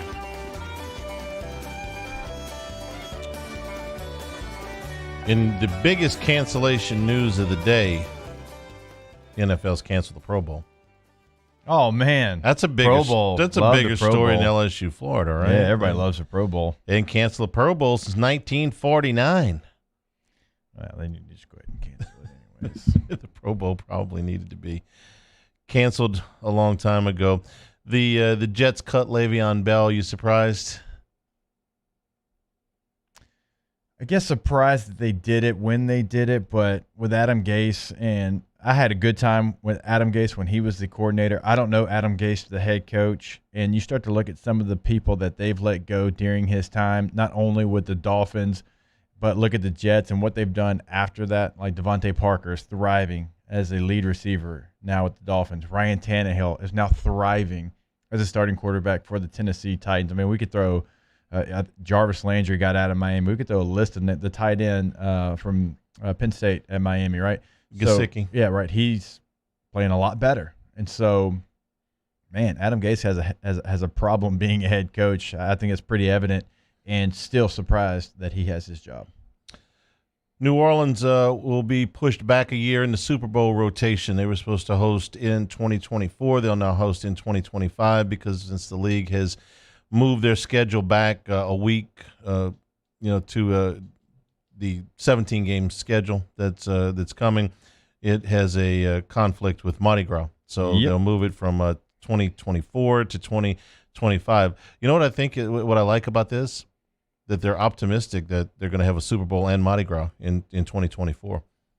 Well, they better. I'm hoping that they have a Super Bowl and Mardi Gras in 2021, but at one point you have to wonder about that. It does open up the 2024 Super Bowl, and the speculation is that it may end up in Las Vegas. I guarantee you, if it's in Vegas, you and the Otter will find a way to be in that building. Sure. I mean, I was ready to be there when they opened that building this past year. You were. Just last month, but didn't work out. But yeah, a Super Bowl in Vegas. When they had the NBA All-Star game in Vegas, they said it was one of the most unbelievable things you've ever seen. The Super Bowl in Vegas, yeah, I would suggest that would be a party rivaling the Millennium, celebrations that went on. Of course, at this point in my life, I don't want to go run up and down the Vegas Strip till all hours of the morning. But it would be fun to watch the spectacle of a Super Bowl in Las Vegas. Hey, I want to ask you a question. I want to go back a little bit. Le'Veon Bell, we know how he's played since he's been a Jet. Hasn't been great. Hasn't been the same Le'Veon Bell. Now, he took a year off. A lot of people say, well, you took that year off, the game passed you up, whatever. Okay, he's still a name. And he's still a name at a position where you don't have a lot of stars right now in the NFL. So as you look at the contenders, I don't know that there's a landing spot that he would get a lot of playing time at. I truly don't, because you're not getting it in Buffalo. You're not getting it in Pittsburgh or Baltimore or Cleveland. You're not getting it in Tennessee. You're not getting it with the Colts, the Chiefs, the Raiders, the Cowboys, the Packers, the Saints. I got one for you. I got one for you. And I don't know that they're a contender, but they have a contending record. Okay, Chicago, because you go there. Tariq Cohen went down with a torn ACL. So you've got David Montgomery there. Nice back, but okay. They're 4-1. Do I think they're that good? I don't. But if know who their backup running back is, by the way, on their depth chart, back behind David Montgomery. Yeah, you won't guess it. I have no idea. Cordell Patterson, a receiver. Oh, the guy to Tennessee. Yeah, he wears number 84. Big return threat. So if I'm the Bears and I've got cap space, and they do, and I can bring Bell in for a reasonable amount of money, and they can, and he wants to go somewhere that he's got a chance to play in the postseason, that's the landing spot that I would put him at. Like I said, do I think they're as good as their 4-1 record? I don't, but they could, in the NFC, they could make the playoffs. I mean, they've got a leg up. They need a running back with Cohen going down. That to me makes the most sense. Out of the contenders, and if again, I agree with you, 4-1 might be a little misleading. They might be the only team that needs a running back, because everybody else that we just listed, well, they've got a guy that they feel comfortable in, and so much so that they probably don't want to lose carries. Even the Patriots at 2-2, they've got a couple of guys, Harris and Burkhead, that they feel okay about. And so landing spots for Le'Veon Bell, Chicago might be the only option if he wants to go to a contender. Now, if there's a team, offering more money, maybe, but he's made his money. I think he's learned his lesson that I got to go get on a better team. Yeah, there was $12 to $15 million that he left on the table that he'll never get back from that lost year. I'll give you one other one with an asterisk by it, and that's Cleveland. Depending on how bad Nick Chubb's injury is. Now they don't. It's an MCL. It's not an ACL. Right. They don't think that he's out for the. Yeah. Yeah. But if that were more serious than they had originally thought, if that were to become a deal where he was going to miss more time, then I would think about Cleveland possibly. But the Bears, to me, is probably the best fit. I don't know how good he is anymore. I don't know that he's a big time back anymore. I think he's still a starting back in the league, but it's been. We just don't know. The Jets are awful. It's been 3 seasons since we've seen him. Yeah. He is one of the most patient runners I've ever seen. Watching him allow his blocks to set up was a beautiful thing if you're a fan of offensive football, because most backs don't have the vision and the patience and the footwork to do what he did. And his explosion, and I think that's probably what he's lost. He was able to pick and choose as he would go down the line, and he would let his blocks set up, and then he would see an opening and he would explode through it. I don't think he has that anymore. But it doesn't mean he can't still be a very effective back, especially in a shared time situation like you would have in Chicago. They got Kareem Hunt also in Cleveland. Well, Kareem Hunt's your lead back. So you're talking about, again, a shared time situation. No, look, I saw Cleveland's act on Sunday against the Colts. Yeah. I'm converting slowly on Cleveland because I just expect them to implode at some point. I watched them go up and down the field on what statistically has been the best defense in football so far. They've got some juice, believe me. What about Kansas City? Stay with me. They've got Clyde, obviously, and Clyde is doing really well. But behind him, Darrell Williams, another LSU guy, right now only averaging 3.1 yards a carry. The third team guy, Darwin Thompson, has 2 lost fumbles on 7 touches on the season. That's a potential spot for Le'Veon Bell. Maybe, but last year when they brought in, or was it the year before last year? When they brought in Shady. Yeah. It was another veteran back. And what did they really do with him? What's he really doing in Tampa? No, I know. Shady's at the point in his career where, he's right there looking retirement in the face. But they brought in a veteran, and Shady was older when they brought him in at Kansas City, and they knew him. I don't know that maybe. I mean, look, if the Chiefs want him, he can go in there and maybe get himself a ring. But I don't know. It might be considered a luxury for them. Inside the Bayou Ford YouTube chat, Arizona Cardinals are being mentioned there. That comes from Champ. The Cardinals, Kenyon Drake's their guy. That's not bad. It's possible. Chase Edmonds has kind of started to take over a little bit there. Kenyon Drake only averaging 3.7 yards per touch. That's as a runner and a receiver. That's not great. And Kenyon Drake's a guy that we know can have some ooh and ah moments, but is he really a lead back? So that's a pretty good one. If you buy Arizona as a contender, now they've got Chase Edmonds. He is, I think he's in his 3rd year from Fordham. He's had some nice moments. Last time out he had 7 carries, 52 yards, and a touchdown. But I don't know. I think he had like 10 catches the other day. So he's more of a receiver than he is, a threat to run the football. So Arizona might actually be a pretty good comp if you consider them a contender. We'll take a break. When we come back, ask us in the Bayou Ford chat. That is when we return. Hanging with Hester and Hanny, 104.5 ESPN Baton Rouge. Hanging with Hester and Hanny. Saints coverage, Chiefs, Cowboys, Thursday night, Sunday night, and Monday Night Football. From the opening kickoff to the playoffs and the Super Bowl, the NFL lives on 104.5 ESPN Baton Rouge. This isn't just another day. It's so much more. Kelly's life was put on hold when her auctioneer primary care doctor discovered a rare blood disorder. Her doctor connected her to an auctioneer care team of cancer, heart, and kidney specialists. With multiple primary care locations around Baton Rouge, same-day appointments, and online scheduling, we're relentless about keeping you healthy. Auctioneer Baton Rouge, innovating healthcare for Kelly.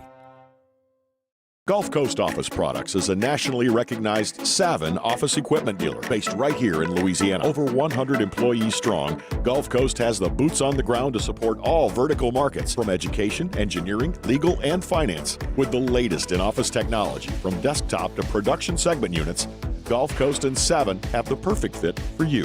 Call 225-756-2644. That's 756-2644 for Gulf Coast Office Products.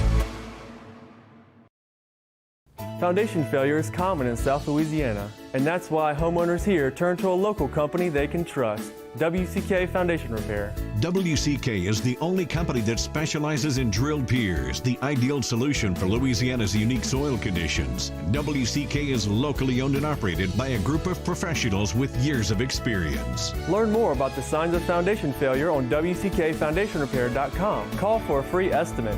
WCK Foundation Repair. Support the home team. Are you a licensed contractor? There's lots of good contractors in Louisiana doing work the right way, but unfortunately, too many unlicensed contractors are working outside the licensing requirements. Working as a contractor in Louisiana requires a license for the company doing the work. The Louisiana State Licensing Board for Contractors wants to help you get licensed to allow you to conduct work legally. It's not difficult to get the license. We can help you. Go to lacontractor.org for more information. Licensed contractors, it's the law. Gulf Coast Bank and Trust is a local bank with a straightforward philosophy. It's about doing the right thing for our customers. Participating in our community with annual local fundraisers. Offering individual attention in a modern banking atmosphere with a trusted local company. Gulf Coast Bank invested in technology with a local touch, giving our customers the power to bank anywhere, anytime. We're building relationships through personal service as the bank that cares about you. Gulf Coast Bank and Trust, the bank that cares about you. At All Star Toyota, you get it all. If you're in the market for an all-new Toyota vehicle, come see our friendly and knowledgeable sales team at All Star Toyota. Located in Baton Rouge at the corner of Airline and Goodwood, we've been serving our community since 2005 by offering a large selection of new Toyota cars, trucks, and SUVs. Get behind the wheel of your dream car and take a test drive at All Star Toyota today. To all of our heroes working on the front lines of this COVID-19 pandemic, your bravery and selflessness represent the very best of us, and we want to say thank you. I'm asking everyone around the state to join me in celebrating the heroism of our healthcare professionals on the 19th of every month at 1900 hours, that's 7 p.m. Write a note of appreciation, make plans to donate to charitable organizations, or say a prayer. To learn more, visit 19thanks.org. Thank you, and God bless. T-Bob Hebert here with breaking news. Front to Back Boat Services is the shop to upgrade your boat tech this fall. With not one but two NMEA certified techs, who better to install your Panoptic sonar, your HD displays. You want to see the fish under the water before you even cast? They have that. Trolling motor you could control with your iPhone? They have that. So what are you waiting for? Get into Front to Back Boat Services right now. Upgrade your boat tech. Make your boating dreams come true. Front to Back Boat Services. Hey, it's Matt Moscona inviting you to join us for Wednesday's Hump Day AFR presented by Pluckers. Russ Mitchell joins us to preview the weekend ahead in the SEC, and we'll have the latest on Florida suspending team activities. Join us 3 to 6, 104.5 ESPN Baton Rouge.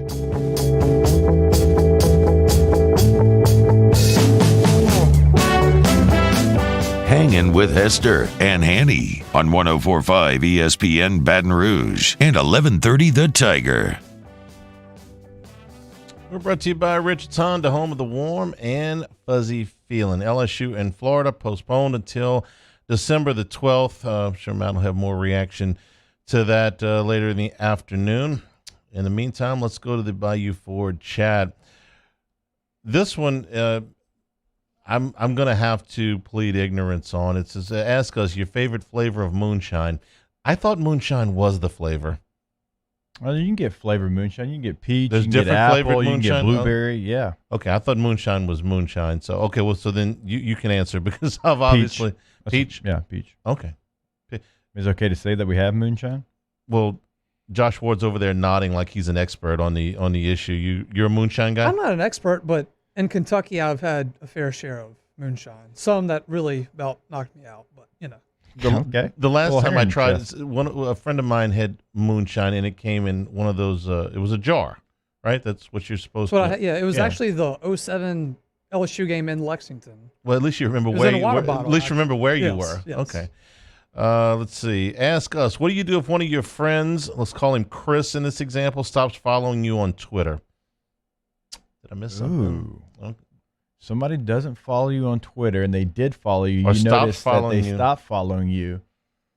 Do you even call them know? out? Do you even know? Well, it says that they follow you. So if you go, like sometimes you can't send a person a direct message unless you follow them or they follow you. So maybe they went to shoot a message to them and saw. I mean, you got to have that conversation. This is what I do. This is one of the things I choose not to care about all that much. But if it bothers you, I guess, call them, have a conversation. Ask us, was any LSU fan surprised to see Derrick Henry throw Josh Norman? That was a pretty... He's a grown man. Strong, yeah. He's hard to bring down, man. No question about it. LJ says, ask us, how much should the defense progress by the time they play South Carolina? Should it be night and day? I would think so. I'll be honest with you. And that's not a homer take. I think they're going to have some extra time. They're going to simplify things, and they're going to be improved. If they are embarrassed and they take this to heart, then at the very least, I want to see some people that look like they give a you-know-what about being out there and busting it, because I didn't see a whole lot of that in the Missouri game. Let's see. Ask us, is the momentum the Dodgers gained at the end of the game last night a big deal? If they won the game, it would have been, but you still lost the game. And so I don't think that momentum, because there's a big letdown too. Man, Bellinger was on third. You feel like you've got this one. All the stars are aligning, right? We're going to find a way to win this game. We were down 7-0. All of a sudden, Braves are up 2-0. This is a big no for me, whether they won the game or not. I am a believer in the old adage that momentum in baseball is defined by tomorrow's starting pitcher. Yeah. And in other words, every game is a different scenario because of the starting pitcher. The Braves, man, this game for the Braves is so gigantic because Game 4 you're going to have Johnny Holstaff. Yeah. Game 4, because you don't have a bye. I'm talking football, because you don't have an off day, you're probably going to go Johnny Holstaff in Game 4. Kyle Wright pitches today. Hopefully it's Vanderbilt Kyle Wright, because you're going to throw a bunch of guys out there in Game 4. Yeah. Ask us, will this LSU defense finish in the top half of SEC defenses this season? I'll save my answer until I see what they look like against South Carolina. It would be pivotal. It would be pivotal. Like, if I give you an answer now, no. Right now, they don't look like it. But, I mean, if you're asking, are they said going defense, to, right? Yeah. Are they going to finish? And the answer is no. I can't imagine that they would. Think of it like this. You take a class, okay? You fail the first test. You fail the second test. You make a B on the third test, okay? And you've got 7 tests left, all right? The Fs stay on your they stay on your grade sheet, okay? You have to bring the Fs up. Mm-hmm. Now, it doesn't mean that they won't be one of the better defenses by the end of the year if they get it corrected, but their overall ledger is going to have to reflect an SEC record-setting performance in Week 1 and an even worse performance in Week 3. Those things stay on your ledger for the whole year. So I will say no, they won't end up in the top half of SEC defenses statistically.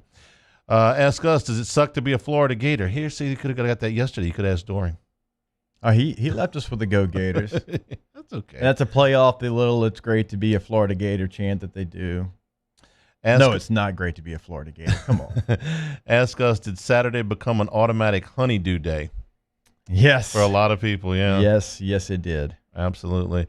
Let's see. Okay. Ask us, do you think the Michael Thomas incident will end up being an Antonio Brown for the future and cause issues later down the road? This appears to be isolated, but they've been chirping a lot about it, the last day or so. Sean Payton has kind of pushed the issue to the side. He's not talking about it a whole lot, but I don't think so. But there seemed to be some lingering mouthing going on after it. We'll see him get back and start playing, and hopefully everything will be okay. I think Michael Thomas does everything the right way. He's a grinder. I don't think there's going to be an issue. Ask us, how did the Rays defense get so good so fast? The Rays? The Rays. Yeah. Well, because they have a model. They have a model that they're going to follow very strictly, offense and defensive wise. They are going to put that.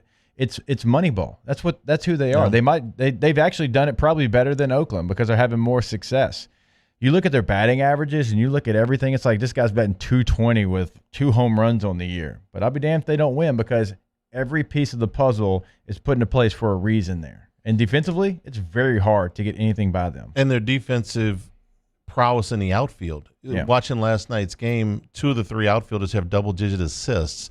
You saw 2 of the plays that Hunter Renfroe made in right field, especially the one with the bases loaded. This was in the 8th, I believe it was. That's a game-changing play. If that ball gets by him, 2-run score, and all of a sudden the tying and go-ahead runs are in, or excuse me, the tying run is in score. No, probably the go-ahead run too, because if that ball gets by him, it's a double. So it's all the way through. It's all the way through the lineup, not just on. Well, you think baseball defense, you think infield. At least I do, and catching. Fair. The outfield is pretty stout as well. All right, spin the wheel. All right, outside of someone who is related to you, who in your life brings you the most joy? Outside of someone who is related to you. Oh, wow. It could be like a buddy or a friend. Like every time you get me, like, man, I'm in a good mood. I just hung out with that guy. I got one. See, the thing is, if I answer this, nobody knows who I'm talking about because it's just personal friends of mine. But can I say just in general, my dogs? Okay. I mean, there's never a day where Bo and Zoe aren't happy that I'm home. So my dogs. I'll say Doring. So Chris Doring and I, like everything that we kind of do in our life typically aligns in the same thought. Like we agree probably on too much. And hanging out with my guy CD, I enjoy it. I always have a pretty good time. Yeah. Donald asks, and I didn't skip your question, Donald. I actually didn't see it. So it says, is Texas A&M having a lot of positive tests and trying to hide it? No, there's an independent agency that is monitoring all this. So they have to adhere to the protocols. It's not a deal where you can hide it. You have to submit and disclose. So no. Ask us, UL Lafayette or Coastal Carolina tonight? I like Coastal to cover, Lafayette to win. Cajuns getting some people back tonight. It's an Coastal's a good team, game. though. They are. I would take Chanticleers in the points. Yeah, but 7.5. You're getting a hook. Cajuns, the hook's important. Yeah, the hook is important. And we'll quit on this one. Daniel's got a good idea. So this Saturday in Louisiana now sounds like Help Your Lake Charles Neighbors Day. That's a good one. That'd be Very a quality good way idea. to spend your spend your time. Okay, we take the rest of the day, and we'll be back for Tiger Zone tonight at 8 o'clock with Gordy Rush on Eagle 98.1. For Josh Ward, for Paul O'Neill, and for Playboy Marty and Jacob Hester, I'm Charles Hanagriff saying thank you and good afternoon. Hanging with Hester and Hanny, 104.5 ESPN Baton Rouge.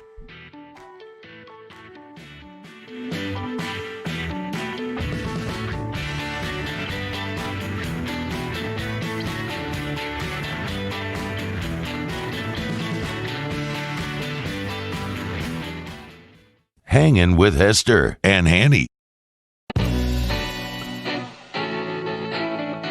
Started making beer at home and immediately fell in love with it. After like the day of my first batch of brewing, I was already thinking, can I do this for a living? Oh yeah, obsessed with it. He was totally consumed by it, and then looked at me one day and told me I was put on this earth to brew beer. And I was like, wow, that is such a bold statement. And if you can say that about